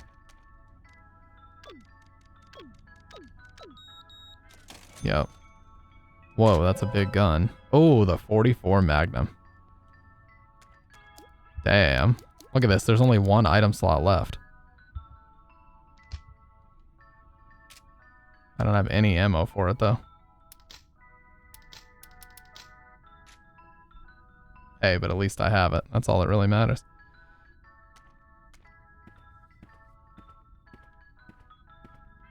You'd think they could at least have the courtesy to give me some ammo.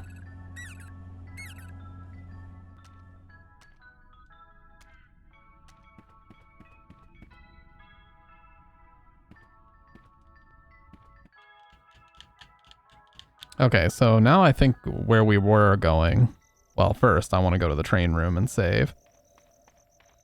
But we were going to his office, which I think I shut the electrical thing off for. So we should be able to just go there now.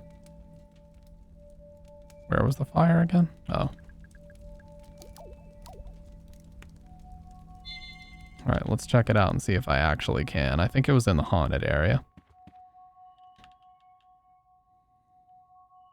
The haunted mound. Cemetery fans unite. Let's go.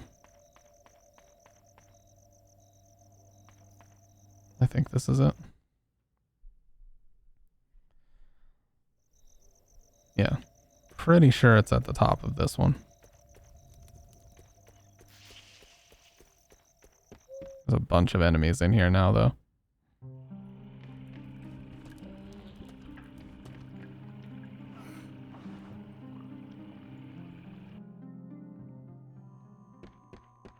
Yeah, it was back here somewhere.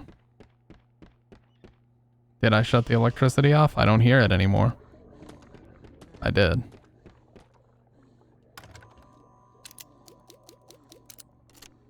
Alright, it's Crow's office. What have we got in here?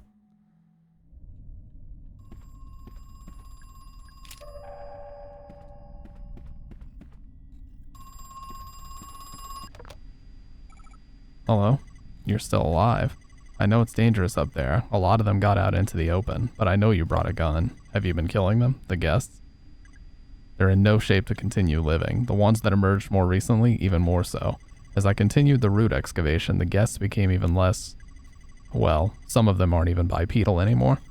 It goes without saying that we cannot let them leave Crow Country. We cannot afford to let them infect anybody else. What are they? Who are they? They are irreversible. He's gone. It's a statue. She's quite beautiful and made entirely out of gold. Jacqueline Crow, 1948 to 1982.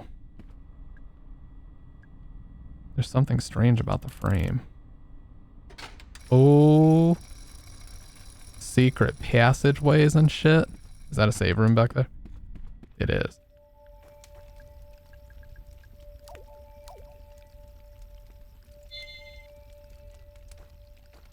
We're getting to the bottom of this, gamers.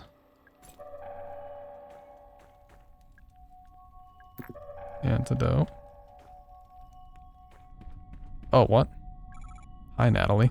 How are you feeling? Not great. Yeah, me neither. Is it your mother? Yes. She died some time ago. I'm sorry. It's a beautiful statue. It's solid gold. Yeah, it must have been very expensive. Your dad really spared no expense, I guess. Did you find him yet? Mr. Crow? No, not yet.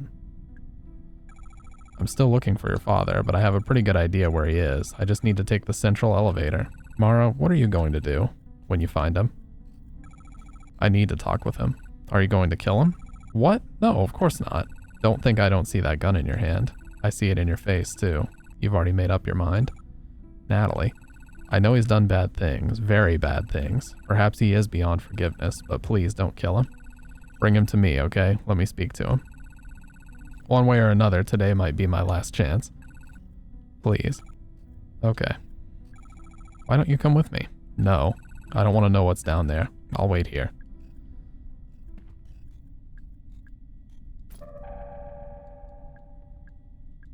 I'll leave the rest. Other people might need them. No!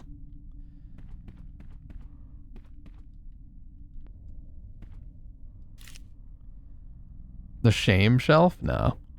Hey Ed, we didn't pass the inspection. They figured out that the ore is homemade. The Brazilian authorities want to know where the gold is really coming from. This is getting too dangerous. I'm coming back to Georgia. See you soon, Marv. Where was it?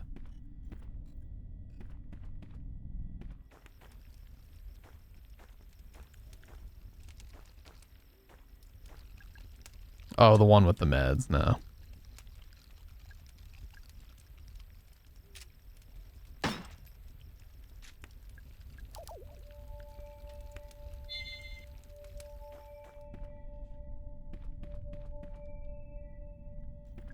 Just says it's a shelf. Yeah, but how do I take the central elevator? Every few moments, something flashes up on the screen. I wish it wouldn't.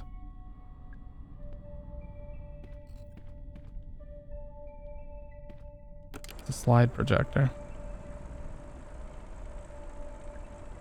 File number 3762, guessed, emerged at around 50% root excavation. It varies from specimen to specimen, but they largely retain a human-like appearance. Most distressing, they are capable of a limited, non-verbal form of vocalization. Goblin, emerged at around 55% root excavation. Despite their small stature, I have concluded that they are not infants. On the contrary, they may be a senior variant of the guests, their advanced age causing a weaker genetic makeup, which has diminished their anatomy upon emergence. Emerged at around 60%. Much of their muscle and fat is missing, but their bones have become elongated. However, the bone mass is spread more thinly and consequently, the bones are brittle. Additionally, without sufficient flesh as cushioning, their joints are weak. The same time as the spindles. Here, the opposite phenomenon can be observed, as the lumbers are stiff and stout with excessive muscle and fat. Perhaps this cloud explains why the spindles have insufficient flesh. Emerged at around 70% root excavation.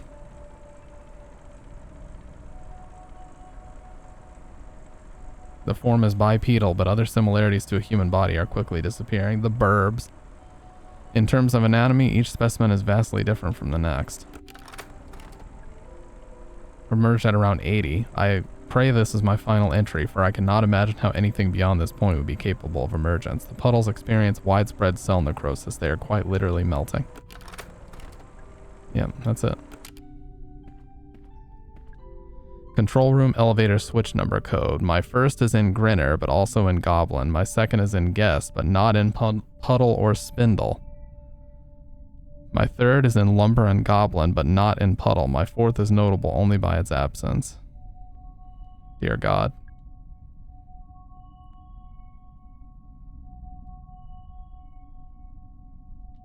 In Grinner, but also Goblin.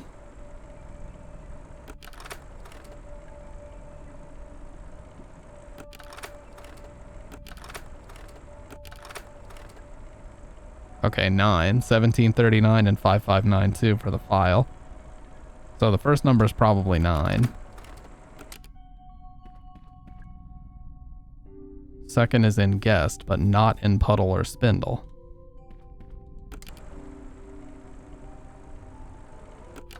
Yeah, dude, it looked really good. 3762.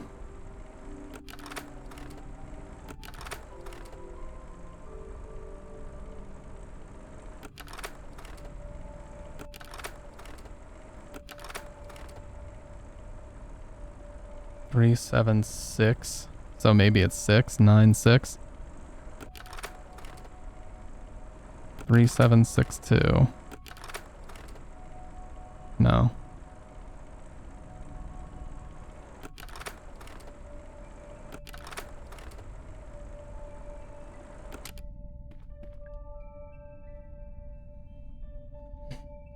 Hey, what's up, Dr. Red? How you doing, man? I'm trying to figure out this number puzzle. The first number I'm pretty sure is 9. Second is in Guest, but not in Puddle or Spindle.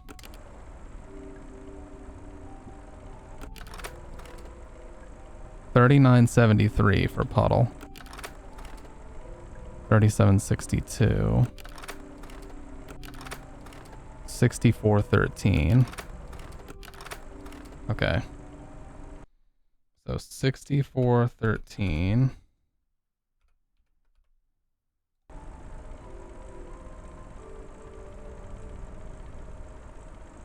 Guest is 37.62.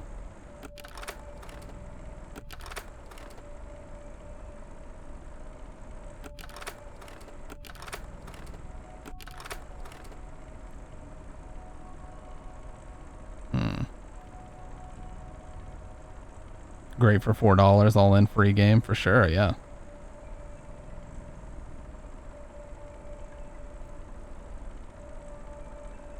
Maybe it's the percentage.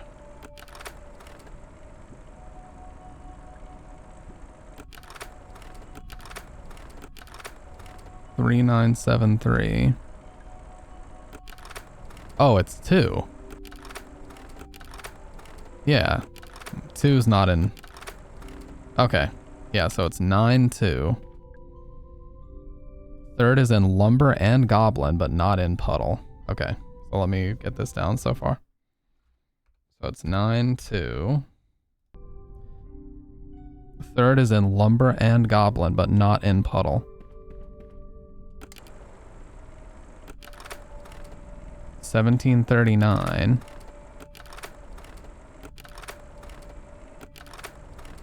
And 1347. 1739 1347.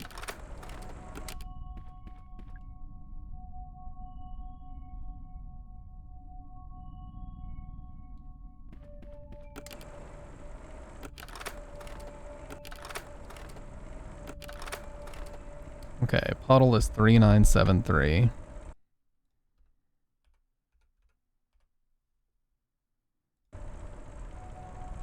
Okay, so now we're just looking for what's not in Puddle. But it's in Lumber and Goblin. Okay. So Lumber is 1347, so that takes out the 3 and the 7.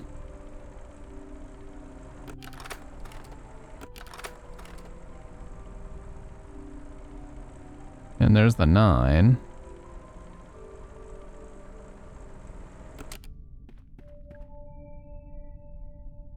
Okay, so it's in both Lumber and Goblin, but not in Puddle.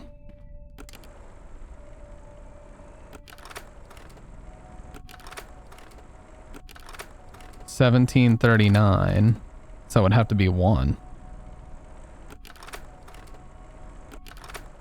Yeah, so it's 1. So it's 921, and then my fourth is notable only by its absence. All still in the cell phone. I bought like 8 brand new CDs at the thrift store today for $15. Dude, I've been buying Blu-ray movies lately. I've just been in a major kick to like watch Blu-ray movies. I have no idea why. Maybe it's just an excuse to use my fucking PS3 Blu-ray remote. Alright, my fourth is notable only by its absence.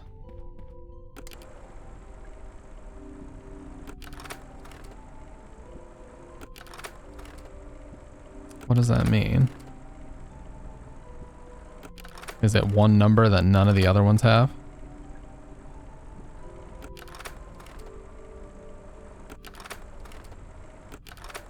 Do any of them have an 8? No, looks like none of them have an 8. Okay, so it looks like 9218 is going to be our combo here. That's what I'm going with. No, I've never played Survivor, but I would like to.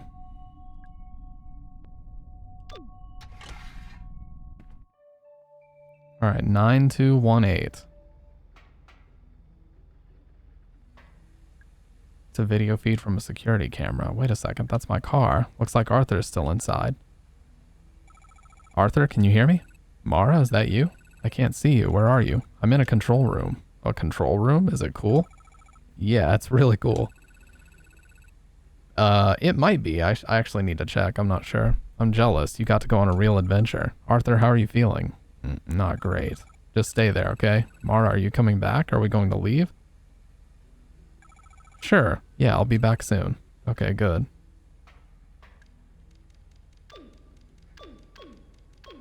Yes, let's go.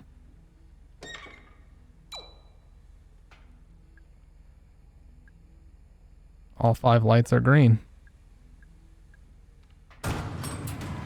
Of course.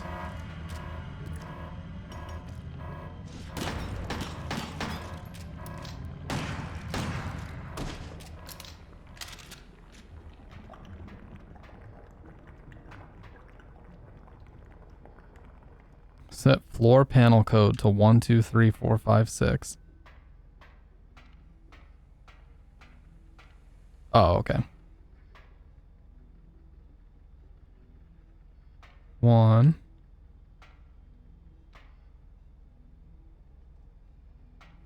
2. 3. 4.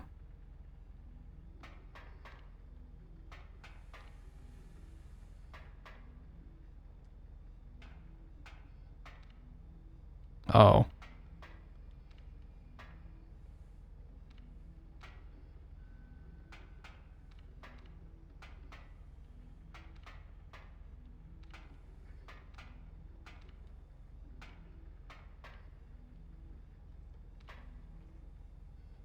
Now I can do it.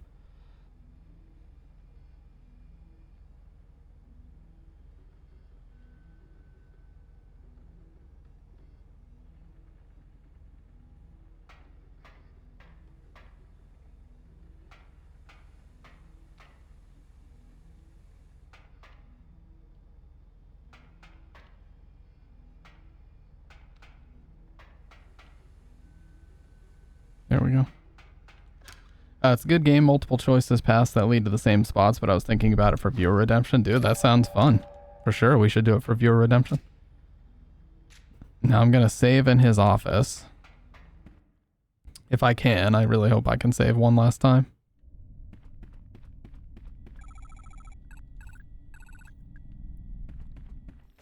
Alright, sweet. Alright, so now let's just run back to the central elevator, which we can actually go down now.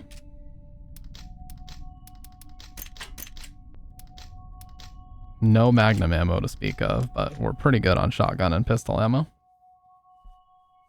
But yeah, I'll check if it is available on the PS3 store. That's a great question. I don't think I needed to be in here. I'll redeem, but you have to have a way to play it. Yeah. Just sit tight for a second. If you want to go ahead and redeem it, you can, but I'll check and see if it's on the... is it a PS1 game? Because if it's a PS1 game, I may have other methods that I can use to play it.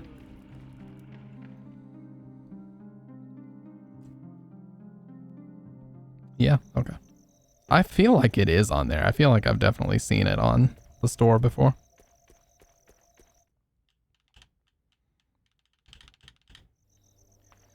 Okay.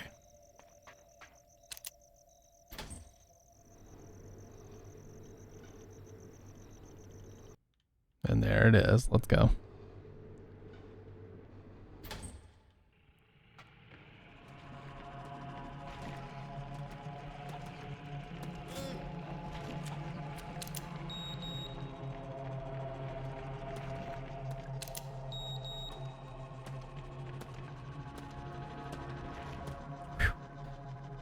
Little stressful. What's that?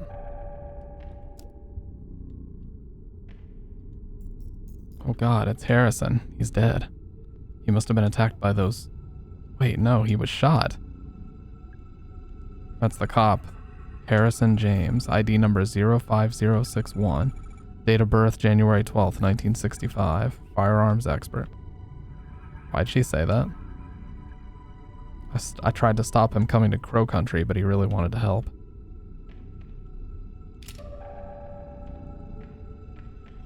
Did she say that as like some kind of tribute for him? Oh, what the fuck? The mining lanterns are really old and need replacing. Any kind of spark tends to set off the oil that's trapped inside. If that happens, just give it a whack to disperse the oil. The flame should go out.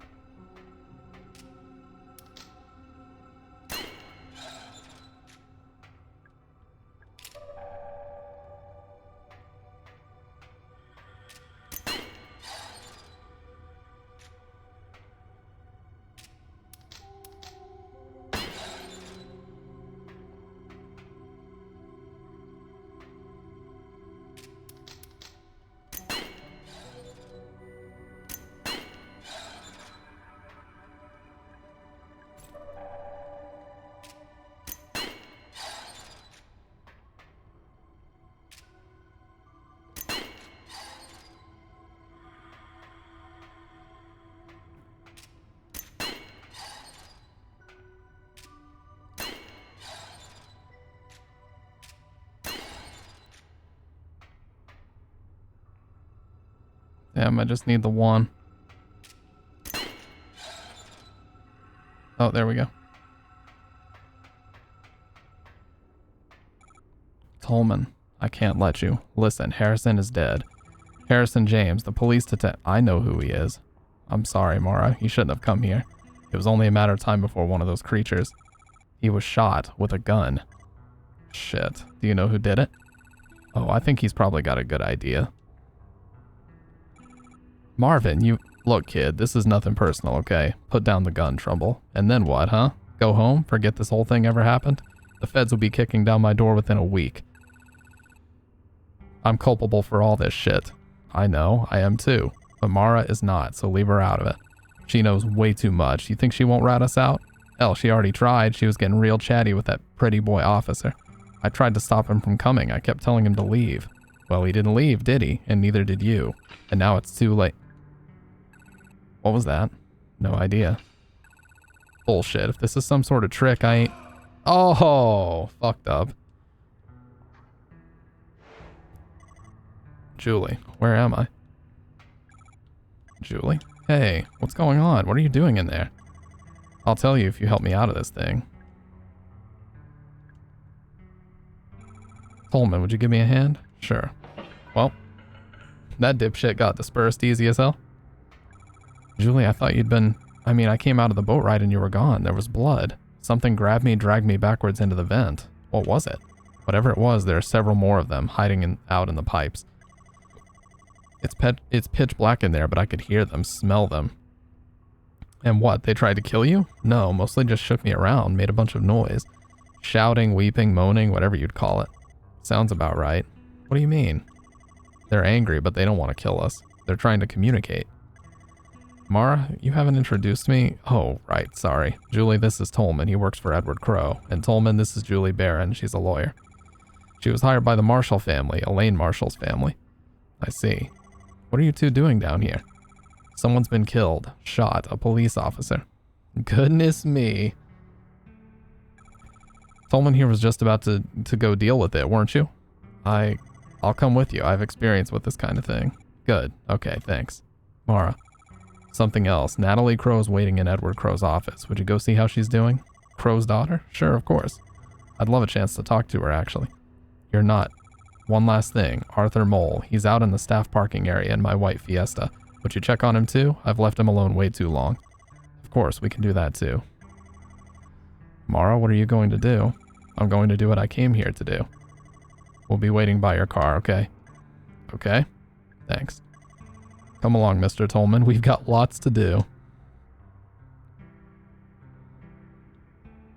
Alright, so I've got a lot of heals, but not a ton of ammo. 7 pistol bullets, a decent amount of shotgun shells.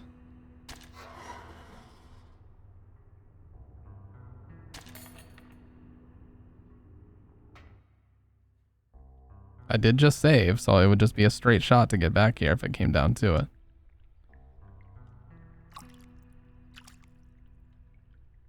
God, that feels better. I didn't realize how filthy I was. Alright, dude. This has got to be the final boss. What is it? I really want to know what it's going to be. The first ladder like this we've seen in the game. I swear she looks like one of those Russian dolls, like the things that like fit into each other that were in Toy Story. She looks like a dollified version of that with actual limbs.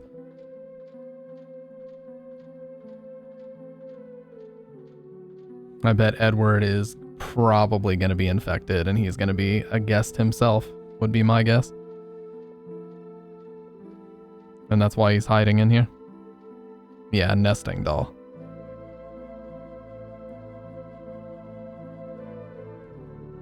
We're gonna find out very soon, one way or the other.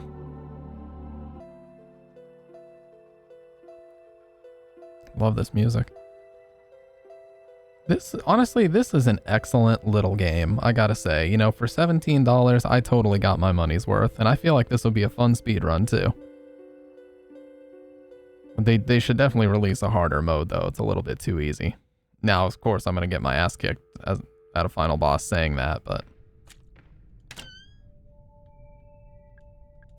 Okay, they're gonna gas me up with a bunch of supplies. You'll love to see it. All the staff memos that we've read so far. Piece of paper, something's written. Someone's written something here, but I can't make sense of it. It's nonsense. A set of vials, 5 glass vials, each with the same pale green liquid inside. I don't know what they're for. I'll leave them alone. The Bunsen burner. I remember using these at school. It's a bright blue flame. The fire's crackling softly. Okay, cool.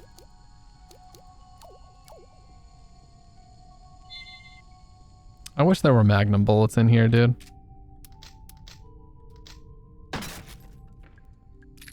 For all my hard work, they could at least give me... Oh, I thought that was it. Never mind.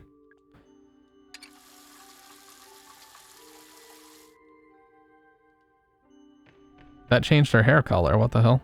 Or did it? Yeah, I think it changed her hair color.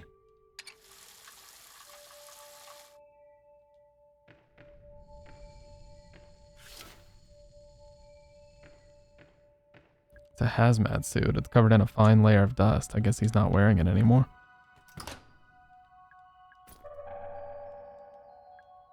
Sealed envelope for Natalie. I won't open it.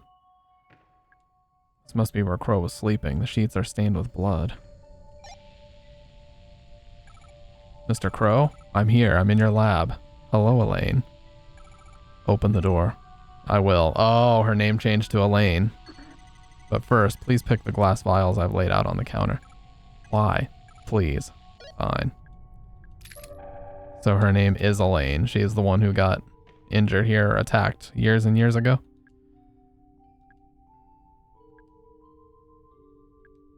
Put down the other objects I'm carrying. I won't need them.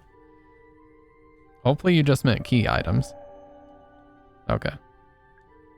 Left in their place all the other items I collected. The police ID card I took from Harrison James, the bronze key given to me by Ferry, the crank handle I found in a safe, the ruby gemstone that was hidden in the painting of a demon, the chain I took from the neck of a mechanical swan, the mask I excavated from a block of resin, the trident I took out of a witch's cauldron, the silver key that was hidden in Neptune's palace, the data disc I got from the change machine in an arcade, the acid bottle I took from a cell in the dungeon, the golden key I found trapped inside a fairy's head, the battery I pulled from the stomach of a robotic mermaid. Good times. That was a long-winded as hell thing to say, Mara. Well, I guess we know her real name is actually Elaine.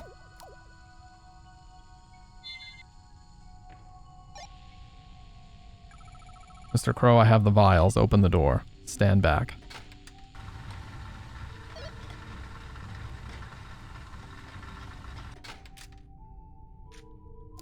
You can't even get a hydrate. I'm sorry, dude. It do be like that. Alright, you know it's time. We gotta get the shotgun out. Let's make sure we got all the ammo possible.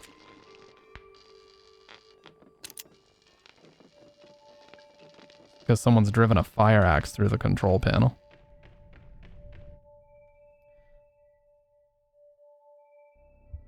So is she just playing as a cop? Like, or maybe she is really a cop. Elaine Marshall. Edward Crow. How long has it been? 2 years? We've never met before. No, I mean since you became infected, 2 years. 2 years since I shut the park. I'm glad you came back. Why would you give a shit? I would offer you a drink, but what are you now, 18? Not quite. And yet you made it all the way down here. You're clearly very stubborn. That's good. It gives me hope. Hope? Tell me, how are you feeling? Bad. Tired. They can't get rid of my infection. It's been getting worse. Of course. I must say I'm relieved they let you out of the hospital long enough to... They didn't. I escaped. I see. You really are determined. And all this because you want to kill me, I assume? No. I came because I want to tell you something, face to face. I need you to know. Go on. Mr. Crow, I'm going to die from this infection. We tried everything. Nothing works. It's going to kill me. But I didn't realize you have it too? The same infection? Of course, anyone who's been exposed to the guests will have it. Naturally, I was the first. Fuck. Okay, so he was talking about somebody else. It accepted a double A input, so it skipped that text. I put him in a holding cell up on the ground level so we could monitor more easily. The holding cell? That's where I was attacked. Yes, bringing the guests up to the surface proved to be a mistake. But you look worse than I do. I'm simply further along. My continued exposure to the guests has accelerated the process. Continued exposure? Your bloody escapade today, it may prove to have a similar effect for you. It looks bad. What's it like when it gets that bad? I shall not lie to you. Elaine, do you remember when your family asked me to pay your medical fees?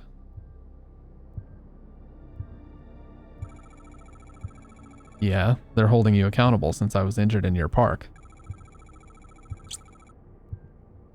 But you never paid them. My lawyer's trying to take you to court over it. Yes, this was a deliberate decision on my part. Knowing the nature of your illness, I knew there could be no cure found at the hospital. Wait, but there is a cure. I made one. How? I had to reverse engineer it. I've been studying the highly infectious bacteria on the dead bodies of the guests. New kinds of bacteria that nobody knows about yet. That's been the problem. It's no surprise your doctors were stumped. Those vials from your lab? Yes, you have the cure on your person at this very moment. 5 vials, enough to cure 5 people. 5? Harrison and Marvin are dead. So that leaves you, me, Natalie, Tolman, Julie, and Arthur. That's 6 people. You didn't make enough vials. You're wrong there. I shall not be taking the cure. You understand where we are right now? You call it pool? Correct, and protruding from its depths the 7 roots. What's left of them after years of you cutting them up, harvesting them for gold. Exactly right. Elaine, look at me, listen. The pool is a gateway, and the guests are human beings who attempted to travel through it and emerged here. Why are they so messed up? Because I've spent the last 10 years dismantling the mechanism of that gateway. I don't understand. The pool still works, technically, but thanks to me, it is severely malfunctioning. You see, the roots are a kind of calibration antenna, necessary to accurately and safely transport those who travel through the pool. Mr. Crow, where are they coming from? The guests. What's on the other side of the pool? You understand now how my excavations have been causing the mutations of the guests. Also understand the mutations have been getting worse as I cut down more of the roots. The beings that emerge from the pool now, they barely resemble humans at all. Most of them cannot walk, let alone speak. But that first guest who emerged from the pool all that time ago, he was the least mutated. No, yes, Elaine, he could speak. Just barely. He told me who he was and why he had come. I wrote it down word for word on a little piece of paper, and then I went back to harvesting the roots. No subsequent guests were capable of speech. You may now understand why I'm choosing not to take the cure. What else is down here really quick before we keep talking? This is obviously some kind of boss arena. And there's bear traps fucking everywhere. Which I'm gonna shoot right now. Well, no, maybe we need them. Maybe we need to lead something into them, so I'll leave them alone for now. My time is short. Before I die, I must look upon what I've wrought. You're going through the pool? Hold out your hand. What? Take it.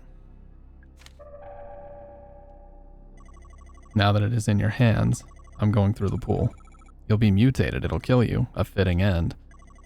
Perhaps if I'm lucky, I may get a glimpse of what lies on the other side. I have one more thing to ask of you, Elaine. If for any reason I re-emerge from the pool, I want you to kill me. But if I re-emerge, I will be in no shape to continue living, do you understand? Goodbye, I raise a glass to your future. He's gonna do the Terminator 2 on the way down. Well, obviously he's gonna re-emerge as a massive fucking monster. There's a reason why we can't leave.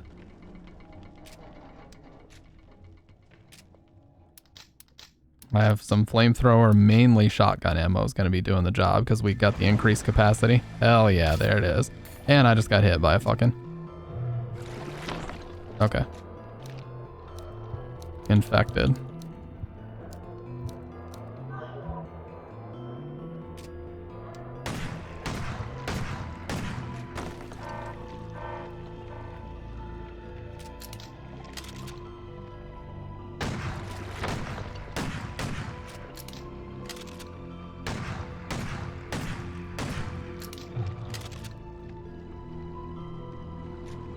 I guess if I would have avoided that hit, I wouldn't be infected.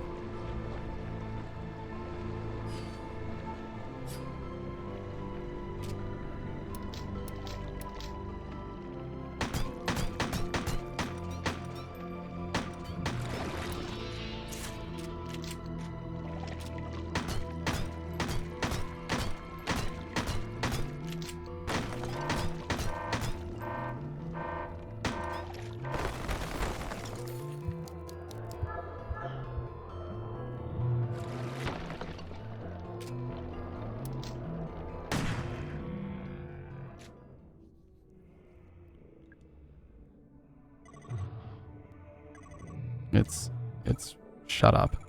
I don't want to know. Elaine, you promise kill? Yeah, okay.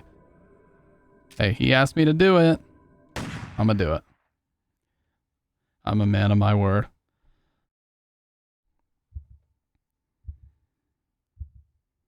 I'm a man of my word. Yeah, I bet you if we would have avoided that hit.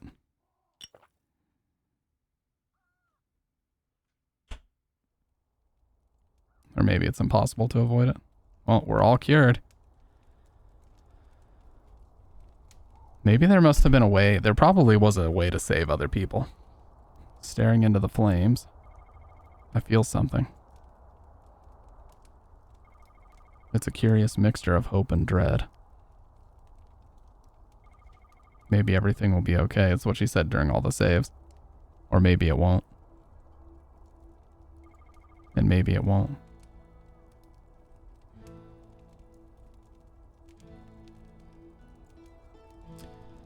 That was, for $17, that was one of the best indie games in a while. You know what? I'm giving this a really good review. That was genuinely very enjoyable. The puzzles were engaging. They weren't too difficult.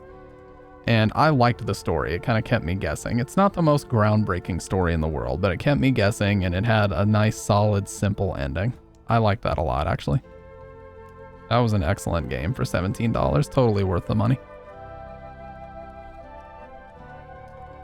I hope they give us higher difficulties soon.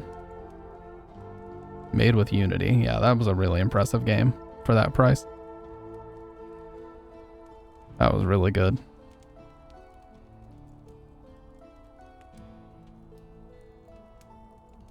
A for me. Complete the game. Well, that's a trophy that... And it's nice and short. You know, it took me, I think, 4.5 hours last night and about 2.5. So it's about a 6-hour game. I like games that are about that length. Yeah, her hair color changed. Yeah, this is going to be bad. Only 2 hints, though. Only 4 out of... Wow, there were so many more secrets, dude. C. Oh, B+. Okay. Unlock the crowbar. Damn, there's a lot more secrets for me to find then. That's cool.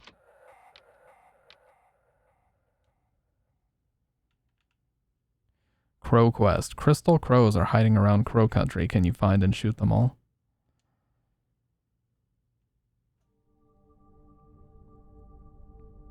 A fun little game, I gotta say.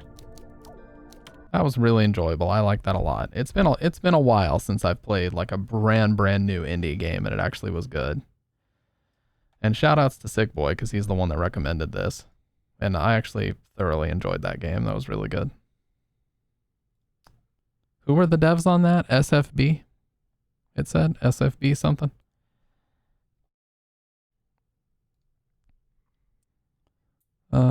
Oh, 35% of all players got B rank. I'm not special. What the fuck? Yes, SFB Games. Shoutouts to SFB Games, because that was a really solid game. They've made a few other games, or they have a demo for something called The Mermaid Mask. And they made Tangle Tower a few years ago, and Detective Grimoire. Secret of the Swamp. Overwhelmingly positive. Well, I'm about to add to that.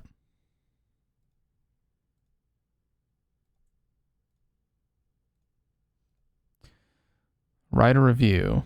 Yes, I recommend this game.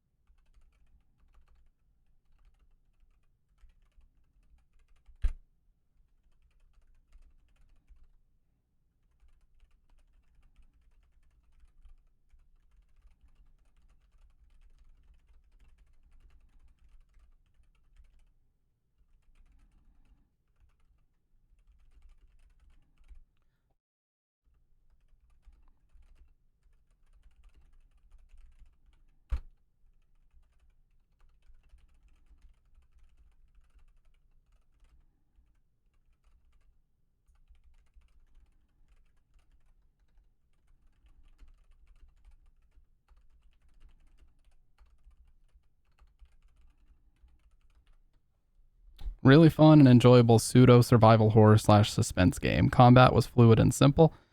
Controls were responsive, and I didn't encounter any bugs during my 5 to 6 hours of gameplay. Also, some decently challenging puzzles without feeling like they were obtuse or poorly constructed. Overall, a really solid game and well worth the money. Yeah. 5 hours. Right at 5 hours. But yeah, that was good, man. That was really good.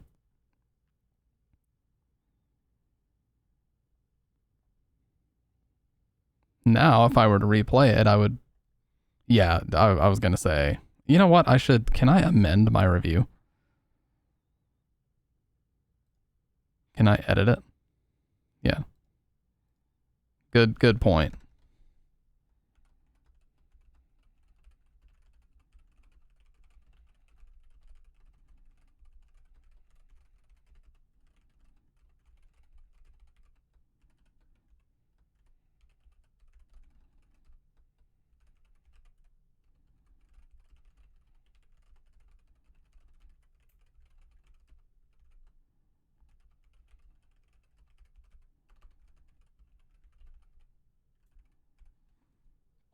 Alright, so I said, P.S. You will absolutely want to play this with a controller.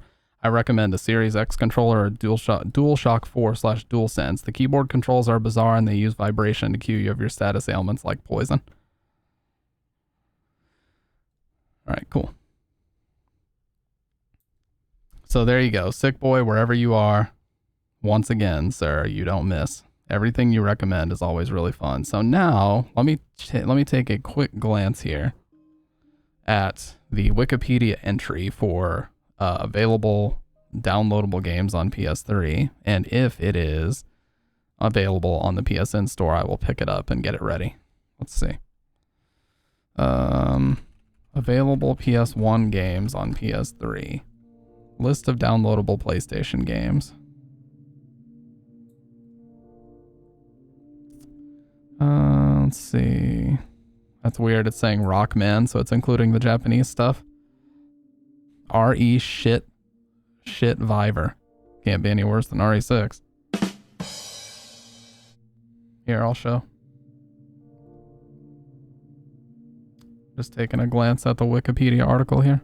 There's actually a lot of games. Okay, Resident Evil Survivor. It is, yeah. Wait.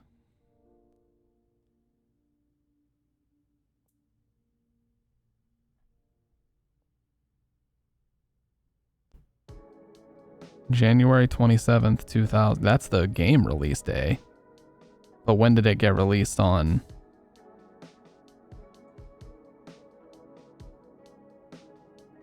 PSN. Oh, this is just list of PlayStation games. What the fuck? That's not what I even looked up. List of downloadable PlayStation games. Gun Survivor is JAP version. Okay.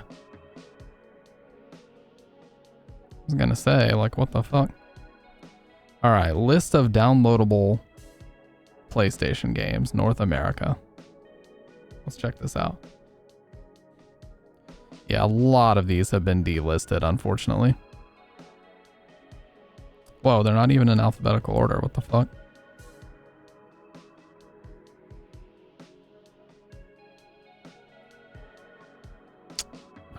Resident Evil Director's Cut. Did they delist this?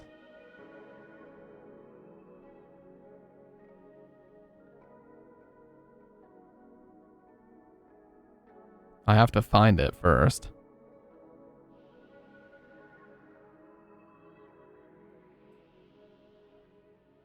RE3 Nemesis and RE2 are on here.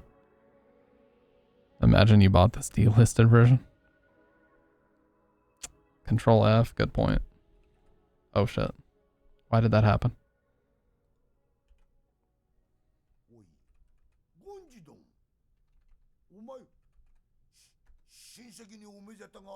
Yeah, Survivor is not found on this page, so I'm assuming it's not downloadable.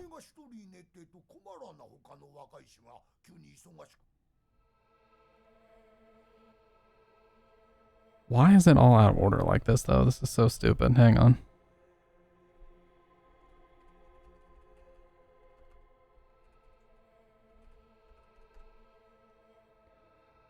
Oh, this is a light gun game. Do you have... Surely I don't have to play this with a light gun, right?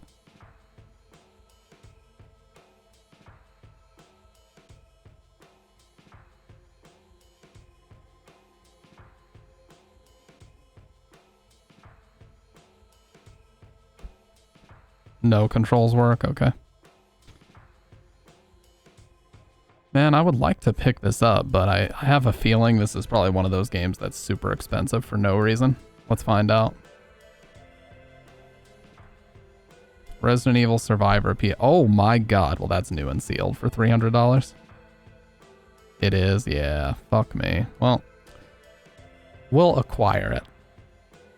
Certainly on eBay. I mean, this isn't that bad. Disc only.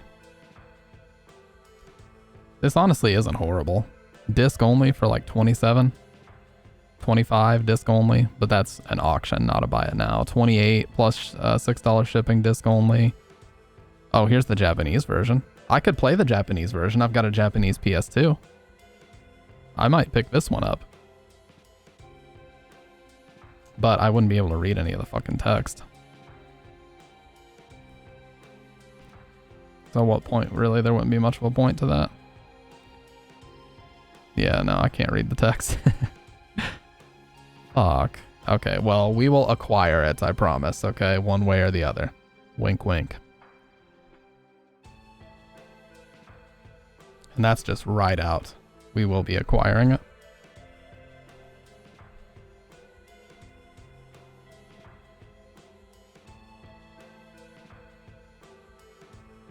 Exactly.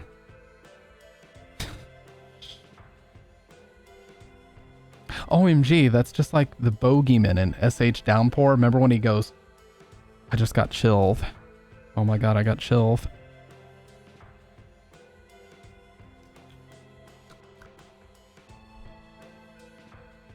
I got, oh my god. Guys, I'm blaming all of you because you guys make me want to collect games so bad. When you guys talk about these cool games, by the way, I found Dororo, however you say it. I found a Japanese copy of this for $27.99, and I really, really badly want to buy it. I have wanted this game on PS2 since like 2008. Not even lying. $30.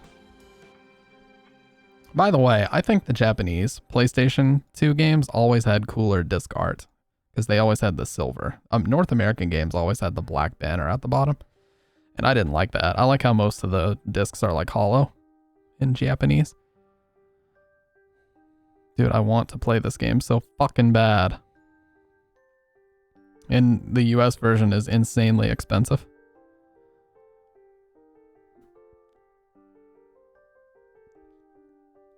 I like both. There's also one more game that I'm really after, but it's so rare and expensive, dude. I want to get this game called Gitaroo Man. There's a copy on eBay that's $50, but it is one of my personal favorite rhythm games ever made. It's a very, very simple game. There's like a line on the screen that you trace, and then you just press any of the face buttons. That's all you do. I owned the US version of this at one point, and I sold it off when I was tired of collecting games, and I almost immediately regretted it because I've wanted it back ever since.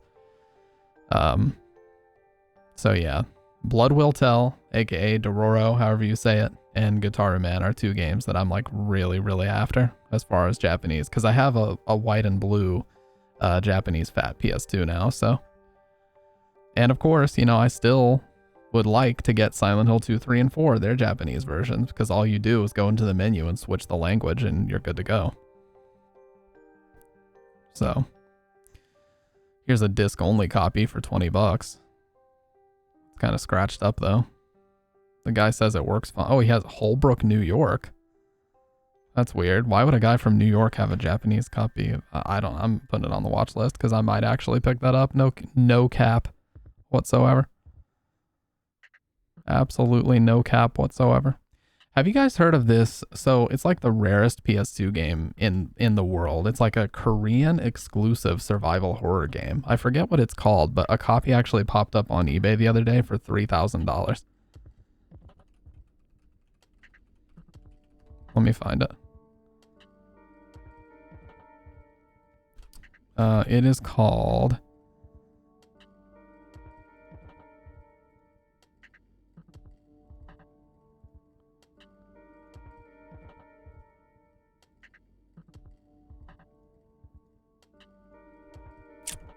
Let me see.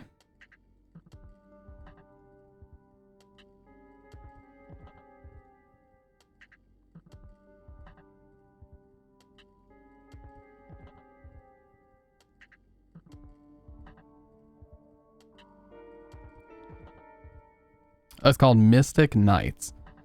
Yeah, it popped up on eBay from a South Korean seller named Korean Retro Game for $3,400.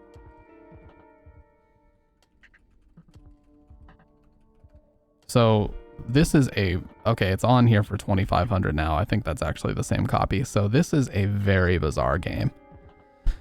This is a very bizarre story behind this one. So it is a Korean exclusive online survival horror game. It's like a co-op survival horror game that for whatever reason was only released in Korea. I have no clue why. But yeah, it is like by far the rarest PS2 game. It's not even good. Like, from what I understand, it's like not even that good of a game. Maybe that's why I never went to any other regions, but you know, it's one of those, like, if you were to have this in your collection, it would just be a straight up flex, is what it would be.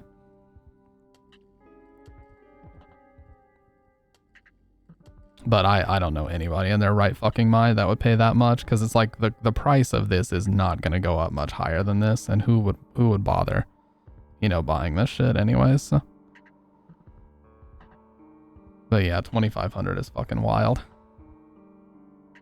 The only game I can think of that's like, there's this one game called Panzer Dragoon Saga, is it? Or just Panzer Dragoon?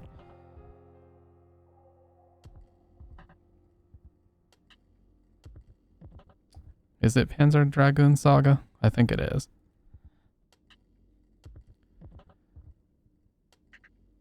Yeah. So Panzer Dragoon Saga is one of the only games that like competes with that in terms of rarity. So this was a very big RPG. It came on 4 discs for the Sega Saturn, which you guys know, I don't need to tell you. Sega Saturn was basically the direct 32-bit competitor for the PlayStation 1. It was marketed very, very poorly in the US, and in fact, most of my friends growing up didn't even know this fucking thing existed. That's how poorly it was marketed. Like, it was all about PlayStation and N64. And hardly anybody I knew anything about Sega consoles until the Dreamcast came out. So this is a very, very big, you know, for the time, this is a very large RPG. And yeah, as you can tell, if you have this game in good condition, because 2 things. First of all, this game was expensive at the time. I think it was $60 when most other games were $50. And it is just exceedingly rare because the Saturn sold so poorly that very few people in the US had North American copies of this, or Canada, wherever, you know, NTSC would be used. So yeah, this game is incredibly rare. There's a guy on YouTube, actually, a big game collector named Metal Jesus Rocks. He lives in Seattle, and he made a funny video talking about games he regretted pulling the trigger on. He said there was an owner of a game store in Seattle, somewhere in the neighborhood of like 2006, 2007, who said, "Hey, I've got a copy of Panzer Dragoon Saga. I'll let you have it for $250. And at the time, he said, "Whoa, that's crazy talk. No way. I would never pay $250. I don't even know if I like the game. I would never pay $250. Yeah, it's $2,000 now. The value of it has literally gone up. It has like septupled in value since you know, those days. I didn't know about the Sega Master System for a long time. Yeah, it took me a while. One of my favorite things to do back in the day is I would just search PS2 lot, as in just a big bunch of games, and I would basically just like scan through and see if there were any games that maybe the seller didn't know that they were really high value and they just were kind of part of their collection. That's actually how I got my Black Label Silent Hill 2 way back when. It was just sitting amongst a bunch of other games, and clearly the person didn't know. Like, it was a whole lot of games I got for like $55, whereas Silent Hill 2, even at the time, was worth $55 on its own, but the person didn't know. Could I have done them a solid and told them? Sure. But, you know, them not doing the research is not my fault. I'm sorry. You can call me selfish for saying that, but it's true. What the hell? This guy wants $900 for 30 PS2 games? What is this all about? These games aren't even like exceedingly rare. McFarlane's Evil Prophecy? Arcana Heart. Persona 4 is incredibly common. You can get Persona 4 like for $17. That game's been re-released a million times. Lil bro, nobody's gonna buy this at this price.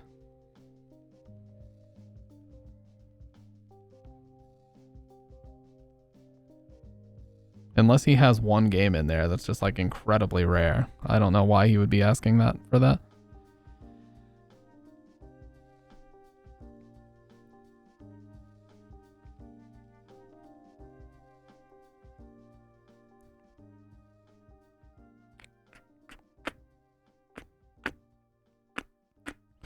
Yeah, I don't know.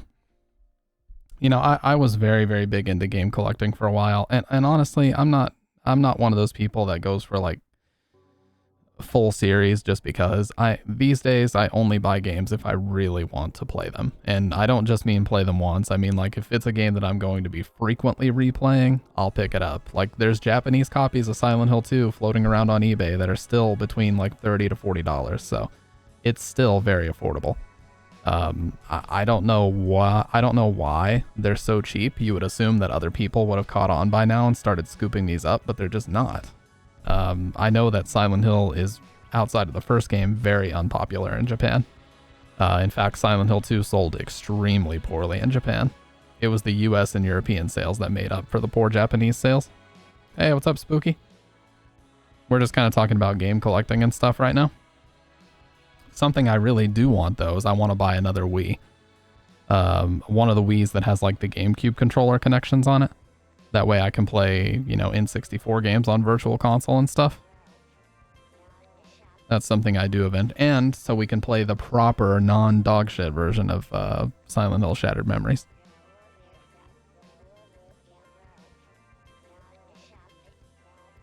Just finished work, gonna relax until bed. Yeah, this is the PS2 that I bought from the same seller. Mine was a little bit cheaper.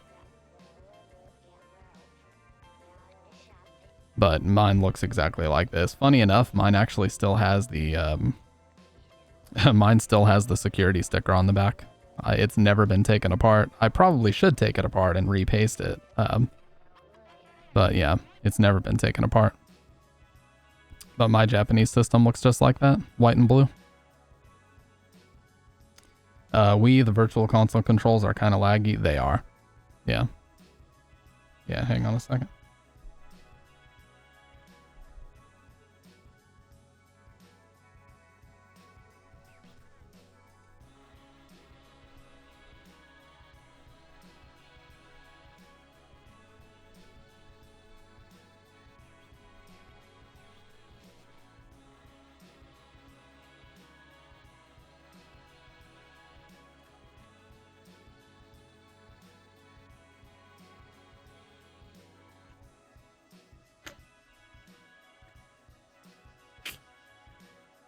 It is. See, it's still got the security sticker on it. Never been opened. I appreciate that, Spooky. Yeah, we've made some stream upgrades since the last time. You didn't get to see that last time.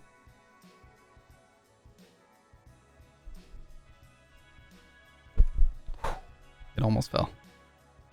Yeah, I only have the black memory cards, but one of them is free McBoot. But yeah, white and blue.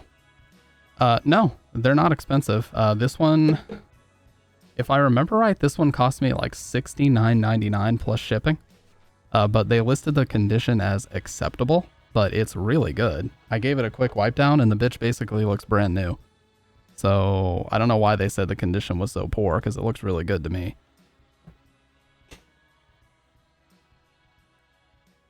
Yeah, it was only about $70. Now, I will say it has a little bit of issues reading the PS1 games. When I play Parappa on this, It does mess up a little bit with the music, like it'll skip here and there, but the games are still totally playable on it. So it's not a huge deal. But yeah, I always liked Japan always got really cool variants of their systems. We never got, I don't think we got a white PS2 until the Slim came out. And it was like a weird fucking like SingStar bundle. I don't even know. It was a really weird bundle.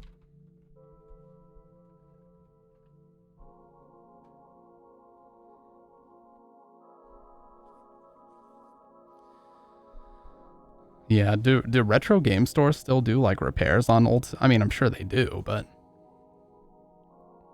yeah, it's actually fairly affordable to get Japanese PS2s. It's really affordable to get Japanese PS3s. If you guys want to get a PS3, dude, get a Japanese system. They are so cheap right now. You can literally get PS3s for about the same price as the Japanese PS2s. Like you can get the silver ones, the white ones, the red ones. Any bundle that Japan had, they're selling them for like $70 right now. And they work perfectly fine on US power outlets and stuff. The original VCR looking Xbox One is also an incredibly cheap console, and as you guys know, it's very versatile because you can play Silent Hill Homecoming and Downpour, and you can play a lot of Resident Evil games that are available on it. Microsoft is still fully supporting the original Xbox One, as in this bitch right here. No, it did not come with a controller, it was console only. But yeah. Like, Microsoft is still supporting this system really well. You can buy these things for $64.99. Fucking dirt cheap. You get a Blu-ray player. With it, you get to play a ton of modern games. You can play Persona 5 Royal on this literally today. You know, there's a lot of downloadable games you can play on these things still. So that price is crazy good. I actually think that the original Xbox One right there is one of the best values you can buy. I really do. You can play remastered Dead Rising on it. There's a lot of remastered games you can play on it. And it in our living room, it works as a phenomenal like set-top box. It's a million times faster than the piece of shit Fire Sticks that we bought, that's for sure.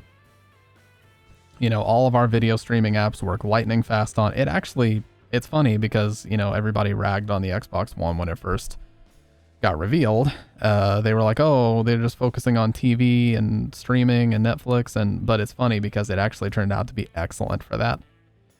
When I use it, it just obliterates the Fire Stick. Twitch app works perfect on it. YouTube is lightning fast. All the Crunchyroll, all the streaming apps are really fast on it. So I actually think that's a good solid value, and it's basically the price of like the 4K Fire Sticks, just slightly more.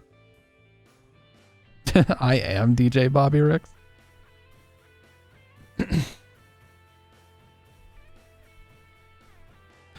But yeah, that's my take. I think the Wii is an excellent choice too because, you know, you can play N64 games on it. The Virtual Console had a really, really big library.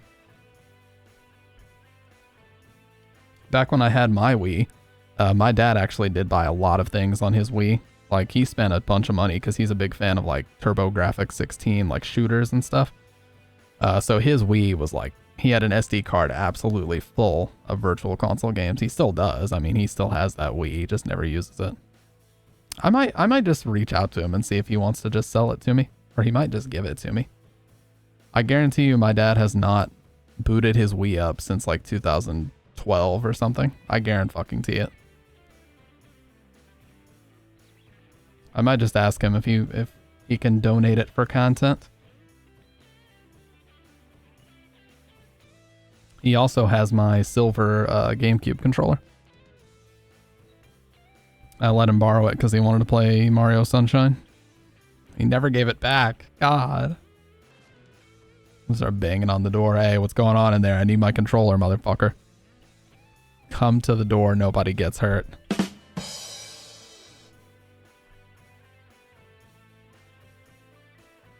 No, it really is Mario Sunshine. That's one of his favorite Nintendo games ever.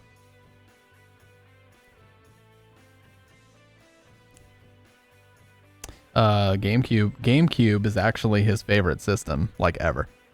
He played endless amounts of Resident Evil. He replayed RE1 like 6 times on there. He loved Resident Evil 0 on there. He had RE2 and RE3.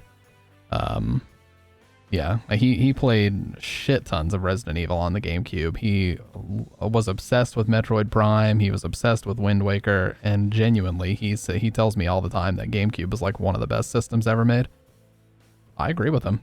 I don't think it was as good as PS2, but Nintendo was definitely hitting. They were firing all cylinders in the GameCube days, man. They were killing it. And then, of course, the crown, the king crown on top, was Resident Evil 4 toward the end of that system's life. To get that game in 2005 and have it be GameCube exclusive, all my PS2 friends were like, oh, that sucks, man. Why can't I play it? And I was like, bitch, after all the abuse I've taken for owning a GameCube, now I'm at the top, motherfucker. I'm the king. It's a joke, by the way. That didn't actually happen.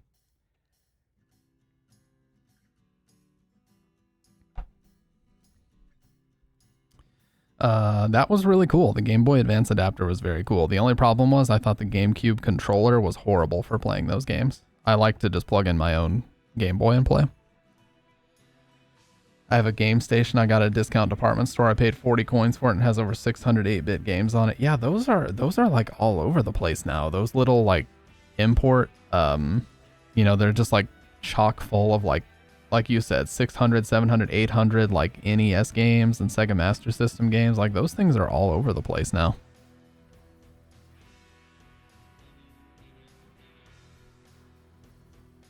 I actually was considering getting an original Xbox too, but I don't think there's much of a point. There's only one specific game that I want to stream really, really badly, and that is Jet Set Radio Future for the Xbox. It never came out on any other system, and it was a part of this weird like combo pack where it came with a Sega racing game. So it's this. It was a double pack. So one side it says Sega GT 2002, and then the other side was Jet Set Radio Future. Really weird how they did it, and both games are on the same disc even. Apparently this works in 360 backwards compatibility mode, but you have to like format your hard drive in a specific way. I don't know. But this game, Bridget has a slim white 360 that it might work on, but I don't know for sure. There's no way for me to know that it'll for sure work. And apparently there's like emulation issues when you do that. So I don't know. I mean, the original Xbox is cheap and all, but actually, no, it's not. What the fuck? It's the most expensive one I've seen by far. It's well over $100. $90 for this. Oh my god, this one's dirty as fuck too. Damn, I forgot how simple it was on the back. Just power, AV, Ethernet. Wasn't Fusion Frenzy like Microsoft's answer to Mario Party? I kind of remember playing that a little bit. Probably for modability, yeah. Man, this is not a cheap system at all. Holy shit, it's like minimum $99.99. Somebody has a factory sealed original Xbox for $1,300. What the fuck?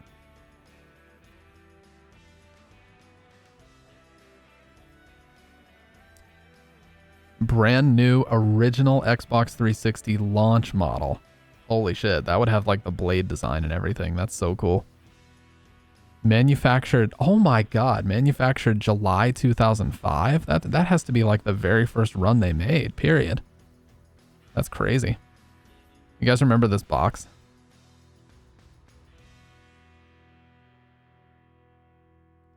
You guys remember this box? I remember this. This weird like swirl design they were going with where it said jump in. Yeah, remember they didn't have an HDMI, they just had component cables at first. Yeah, that's the Duke controller, right? I remember they re-released the Duke recently. I think PDP made it or some... No, it was some other company. Hyperkin. Yeah, this company called Hyperkin like remade the Duke controller and re-released it. It's still available, and apparently people really like it, but I was not a fan. I much preferred the slim model that they came out with later. I thought that was an excellent controller. But yeah, as far as systems, like honestly guys, PS2, PS3, Xbox One, and PC, that's really all I need. Of course, it would be nice to get like, and I've got a Japanese and a US PS2, so of course it would be nice to, you know, pick up other systems, but it's like, I mean, with how much regularity am I going to be streaming from consoles like that? Honestly, the PS3 has been the best value so far. I've gotten so many streams out of that damn PS3, I swear. We do watch parties on it. I played Beyond on it. I played Heavy Rain on it. Eco, Shadow of Colossus, like I can play Metal Gear Rising on it as well if I want to. Yeah, that was the only weird thing about it, was the black and white buttons. I remember being weirded out the first time I picked up a 360 controller and felt those bumpers. I was like, what the hell is this? I didn't like it at all. And then after a couple weeks, I was like, okay, this is like the best controller shape I've ever felt. They clearly worked with like some of the best like ergonomic designers to make that thing, because it was amazing.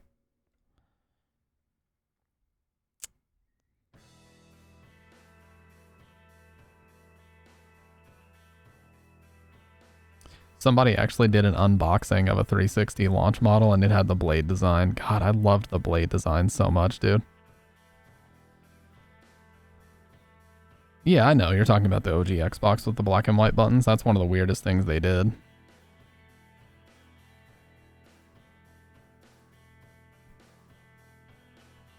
What is the...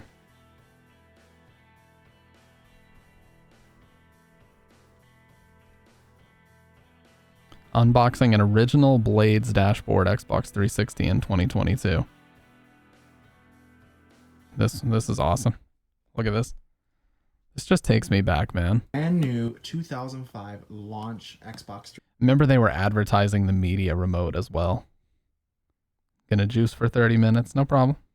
Charge up your headphones. But yeah, they were advertising that little Xbox HD DVD remote for a while, which was hilarious. Because remember when this came out, HD DVD and Blu-ray were already kind of going at it, you know, as far as HD formats. 360. Now, when I bought it, it has been, the seal has been broken, but all the contents in there are sealed, and the Xbox is still on 18 auction. Get out and see. I miss this too. They had like this text all over the stuff, and the controllers came in those really, like, really out there green color, like super vibrant green. It's like a 35 house. It's not as yellow as like some of the other ones, so. Yep, I do too. I have both. I was just showing the other day that the PS2 DVD remote and the PS3 Blu-ray remote actually are designed very similarly. Extremely similar, actually. So Yeah, look at that green. That and AV cables, Ethernet, yeah. Oh, what? It came with a remote? I didn't know they used to come with that remote. That's cool. Tell this has not been opened because, let me show you why. Y'all see the little bat, and it hasn't leaked through the box. Look, he has battery acid in his Separated thing. from the remote, but the little batteries that come with it are corroded, and it has like this little, yeah, doesn't look too great, but it's not touching the controller or it's not touching the remote, so, and it hasn't leaked through the box or anything. That's the beta. Dude, this takes me back. Holy shit. And you can tell. That was the Rolls Royce of game systems for a couple years there. If you had that thing, there was no black option, nothing. No HDMI, just component And HD. the cool thing is, I don't know if anyone can tell, but the launch consoles always had this like little protective like film that's on like the part of the hard drive, and also instead of having that little green that says like, oh, don't move the console while it's moving, there's actually protective wrap going across it, but you just can't see it. 2005. Oh my god. Yeah, that's got to be launch. Manufactured 10/13/05. That big ass proprietary AV out was all they had back then. No HDMI. Like, leave it on too long because I don't want to get the red ring of death, but I'm definitely gonna stream tonight. Is it already after midnight? No, it's not yet, but tomorrow night. So Friday night I will definitely be streaming. Trust me, I will acquire RE Survivor one way or the other. figured if there's no games and there's nothing I'm gonna be doing with it,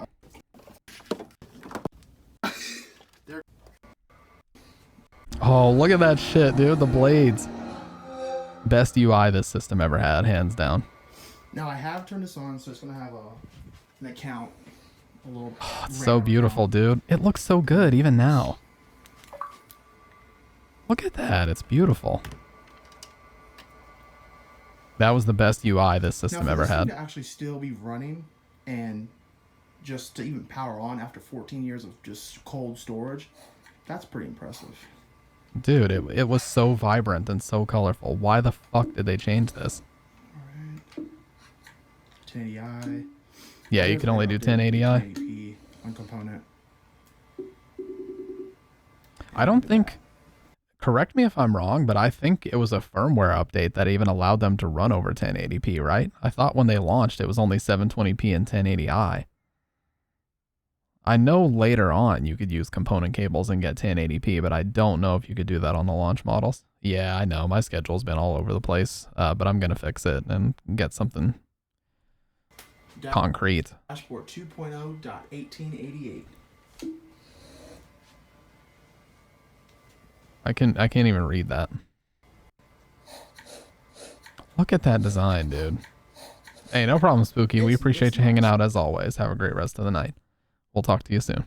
I mean, it's really nice just to look at. Just even now in 2019, I mean, the colors are nice, the dashboard's nice, everything was right in front of your face. I heard the Xbox Live was slow as hell on it, but hey, we're not gonna be using it on Xbox Live. You can't even do that. So what's the deal? So, all right, and that's what it sounds like. Does he actually put a game in? And I'm gonna just open it. It's got the little thing on it, but I'm gonna seal it back. But now I'll be honest.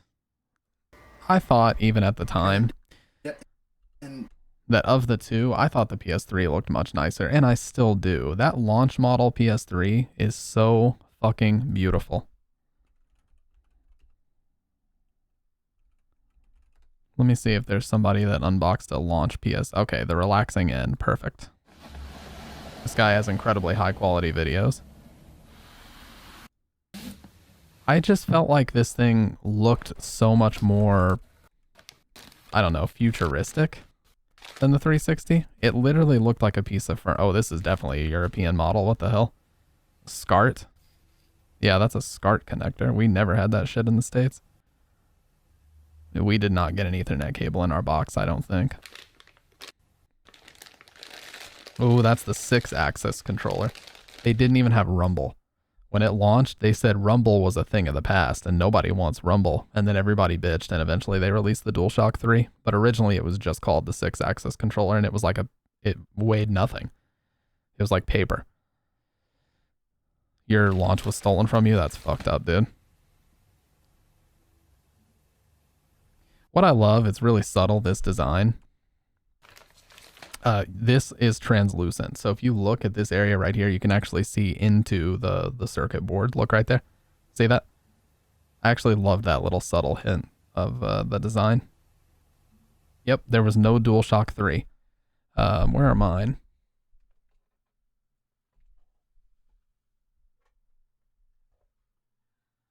You can even see that little bit of translucency right there. Now, eventually they came out with this one. Eventually they came out with this one that says DualShock 3 and 6-axis. And this one has like a standard weight to it. Now this one I actually got. This was a pack-in for a PS3 Super Slim. And I just took it out of the wrapping a few weeks ago to play Metal Gear Solid 2. So, but yeah, eventually they came out with the DualShock 3. And people were like, okay, cool. Yeah, why did you not do that in the first place? But yeah. I just always felt like PS3 was the nicer looking of the two. That select button looked fucked up. I mean, look at this thing. It had glossy black and chrome everywhere. That is just a beautiful system. I mean, that really is. It had things that Microsoft wasn't even bothering with, like touch sensitive buttons, a slot loading disk drive. That's why everybody thought it was so futuristic. You just put the disk there and the system just like absorbs it in, you know? Even simple shit like that was mind blowing in 06. It really was. The fact that it was a Blu-ray player was just a bonus at the time. I just thought it looked like a really impressive piece of hardware.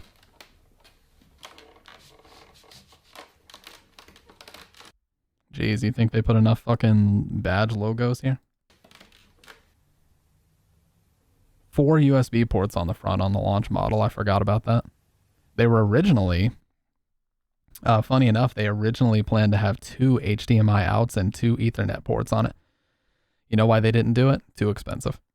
If they would have released a PS3 with 2 LAN connections and 2 HDMI connections, it probably would have been $700. Not even kidding.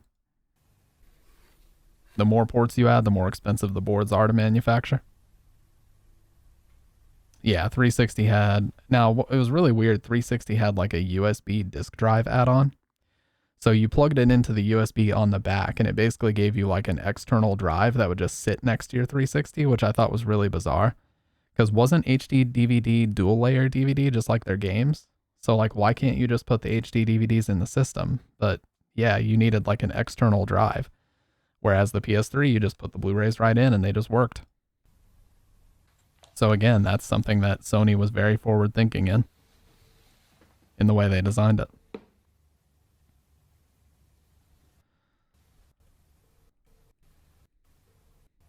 Look at that beautiful gloss, dude. And I love the original UI.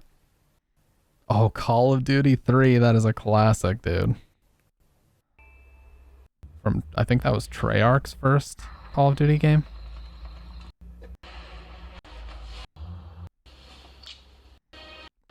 Damn, this takes me back. Holy shit. Does he play Resistance Fall of Man? Where's Resistance? Because Resistance, when this came out, I believe it was made... Wait, what is that? Should play PS2 games? It said PlayStation 2 format disc. I guess just not all of them. What the fuck? Wait, what? It actually does that? This title is not currently compatible with the PS3 system. Well, that's fucked up. So even on the hardware one. Yeah, Blu-ray is one of Sony's formats. So they own everything to do with like the patents and everything of Blu-ray.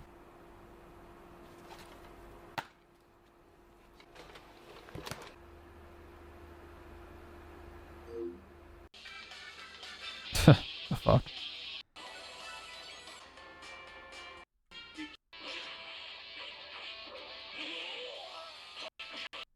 Now that's a classic game.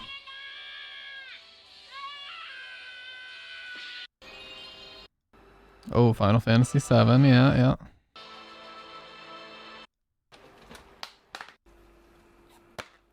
Oh, Ridge Racer 7, I think that was like a launch game or very close to a launch game.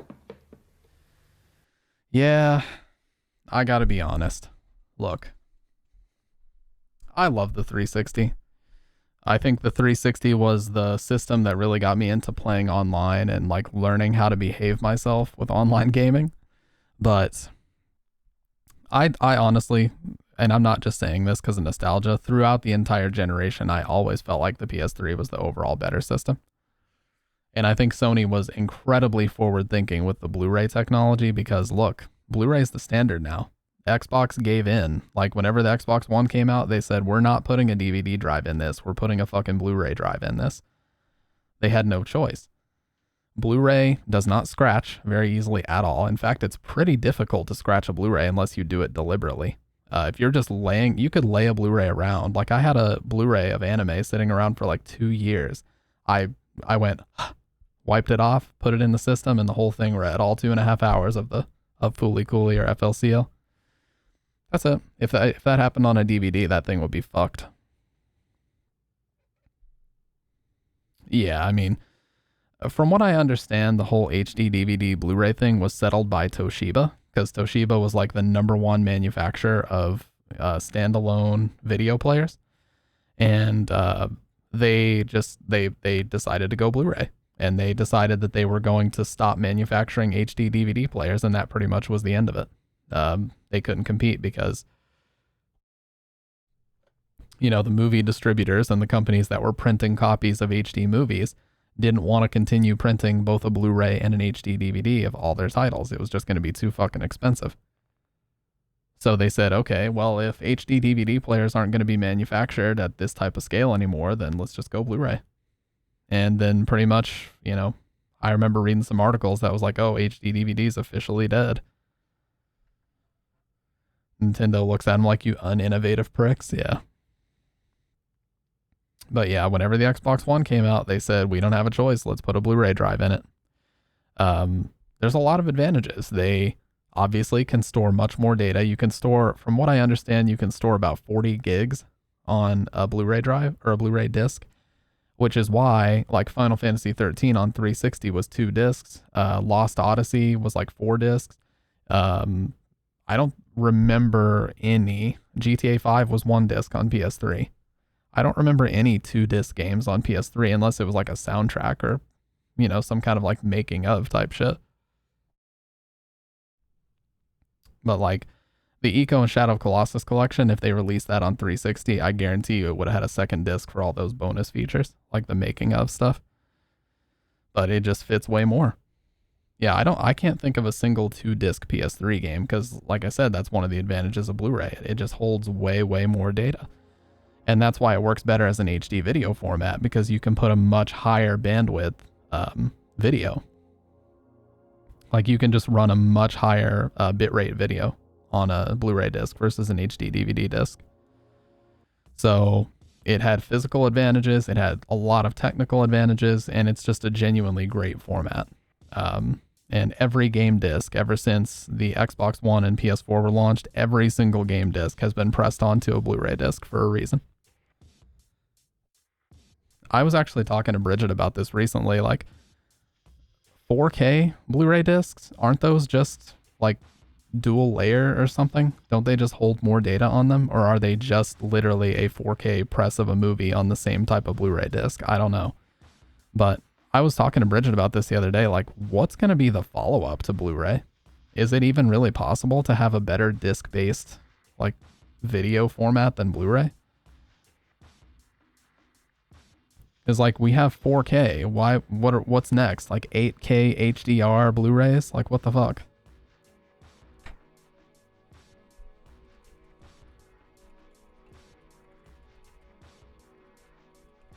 Difference between standard and 4K Blu-ray.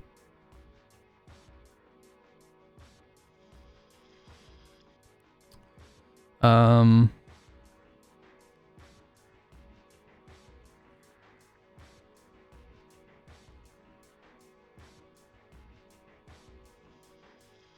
no, I'm not talking about what do they look different. Okay, yeah, so they are. They are dual layer Blu-rays and they can hold 100 gigs of data, whereas a standard Blu-ray can hold 48 to 50 gigabytes depending on how it's manufactured. Some 4K Ultra Blu-rays are even triple layer and they can hold 100 gigs. I can't think of it. Yeah, I can't either. I mean, how do you do better than this? This is lossless video and you can hold you can do 144 megs a second of bitrate. Like that is incredibly high for video streaming. I don't know how you can surpass this, and this technology's been out for 8 years. You know? I mean, what are they going to do? Quadruple layer Blu-ray and make it a fucking 8K? I don't know. Oh, there is apparently an 8K Blu-ray format for use in Japan.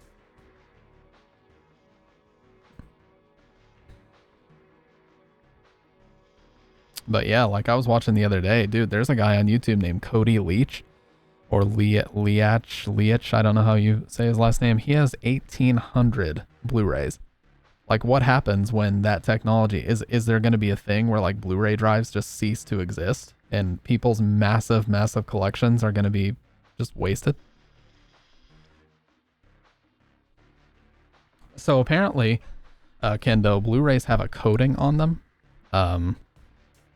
It's the same coating that prevents them from getting scratched, but apparently it protects against like disc rot, which is something that can happen if they're stored in a very like moist environment. I know people hate that word, so I'm sorry, but apparently that is like what keeps them from degrading over time. Like DVDs, some of my dad's oldest DVDs, they came in these little like cardboard sleeves with a little latch to hold them closed, and those DVDs look really rough because they've been laying around for like 20 years. But some of our oldest Blu-rays that we bought in like 07, I still have, and they're fine. Like, they play just fine. Our copy of Terminator, we bought that in 2015, so it's almost 10 years old, and it's still, the whole movie played just fine in the Discord. Yeah, I believe there do exist 8K TVs, but it's like early adopter shit. Like, and the thing to remember, you guys, is 8K TVs are really only for like home theater setups, because no TV stations are streaming in fucking 8K. I think most of them are still only doing 1080p, if not all of them. There might be like a specific HD channel or two that is not part of like a standard cable package or something that's streaming. Like, you could probably watch sports in 4K or the news or some shit, but just like standard cable, most stations are still broadcasting 1080p. What about the double-sided DVD for full and wide? Oh, I fucking hated those, dude. I have a copy of Blade Runner that's like that. Hang on. I'll show you.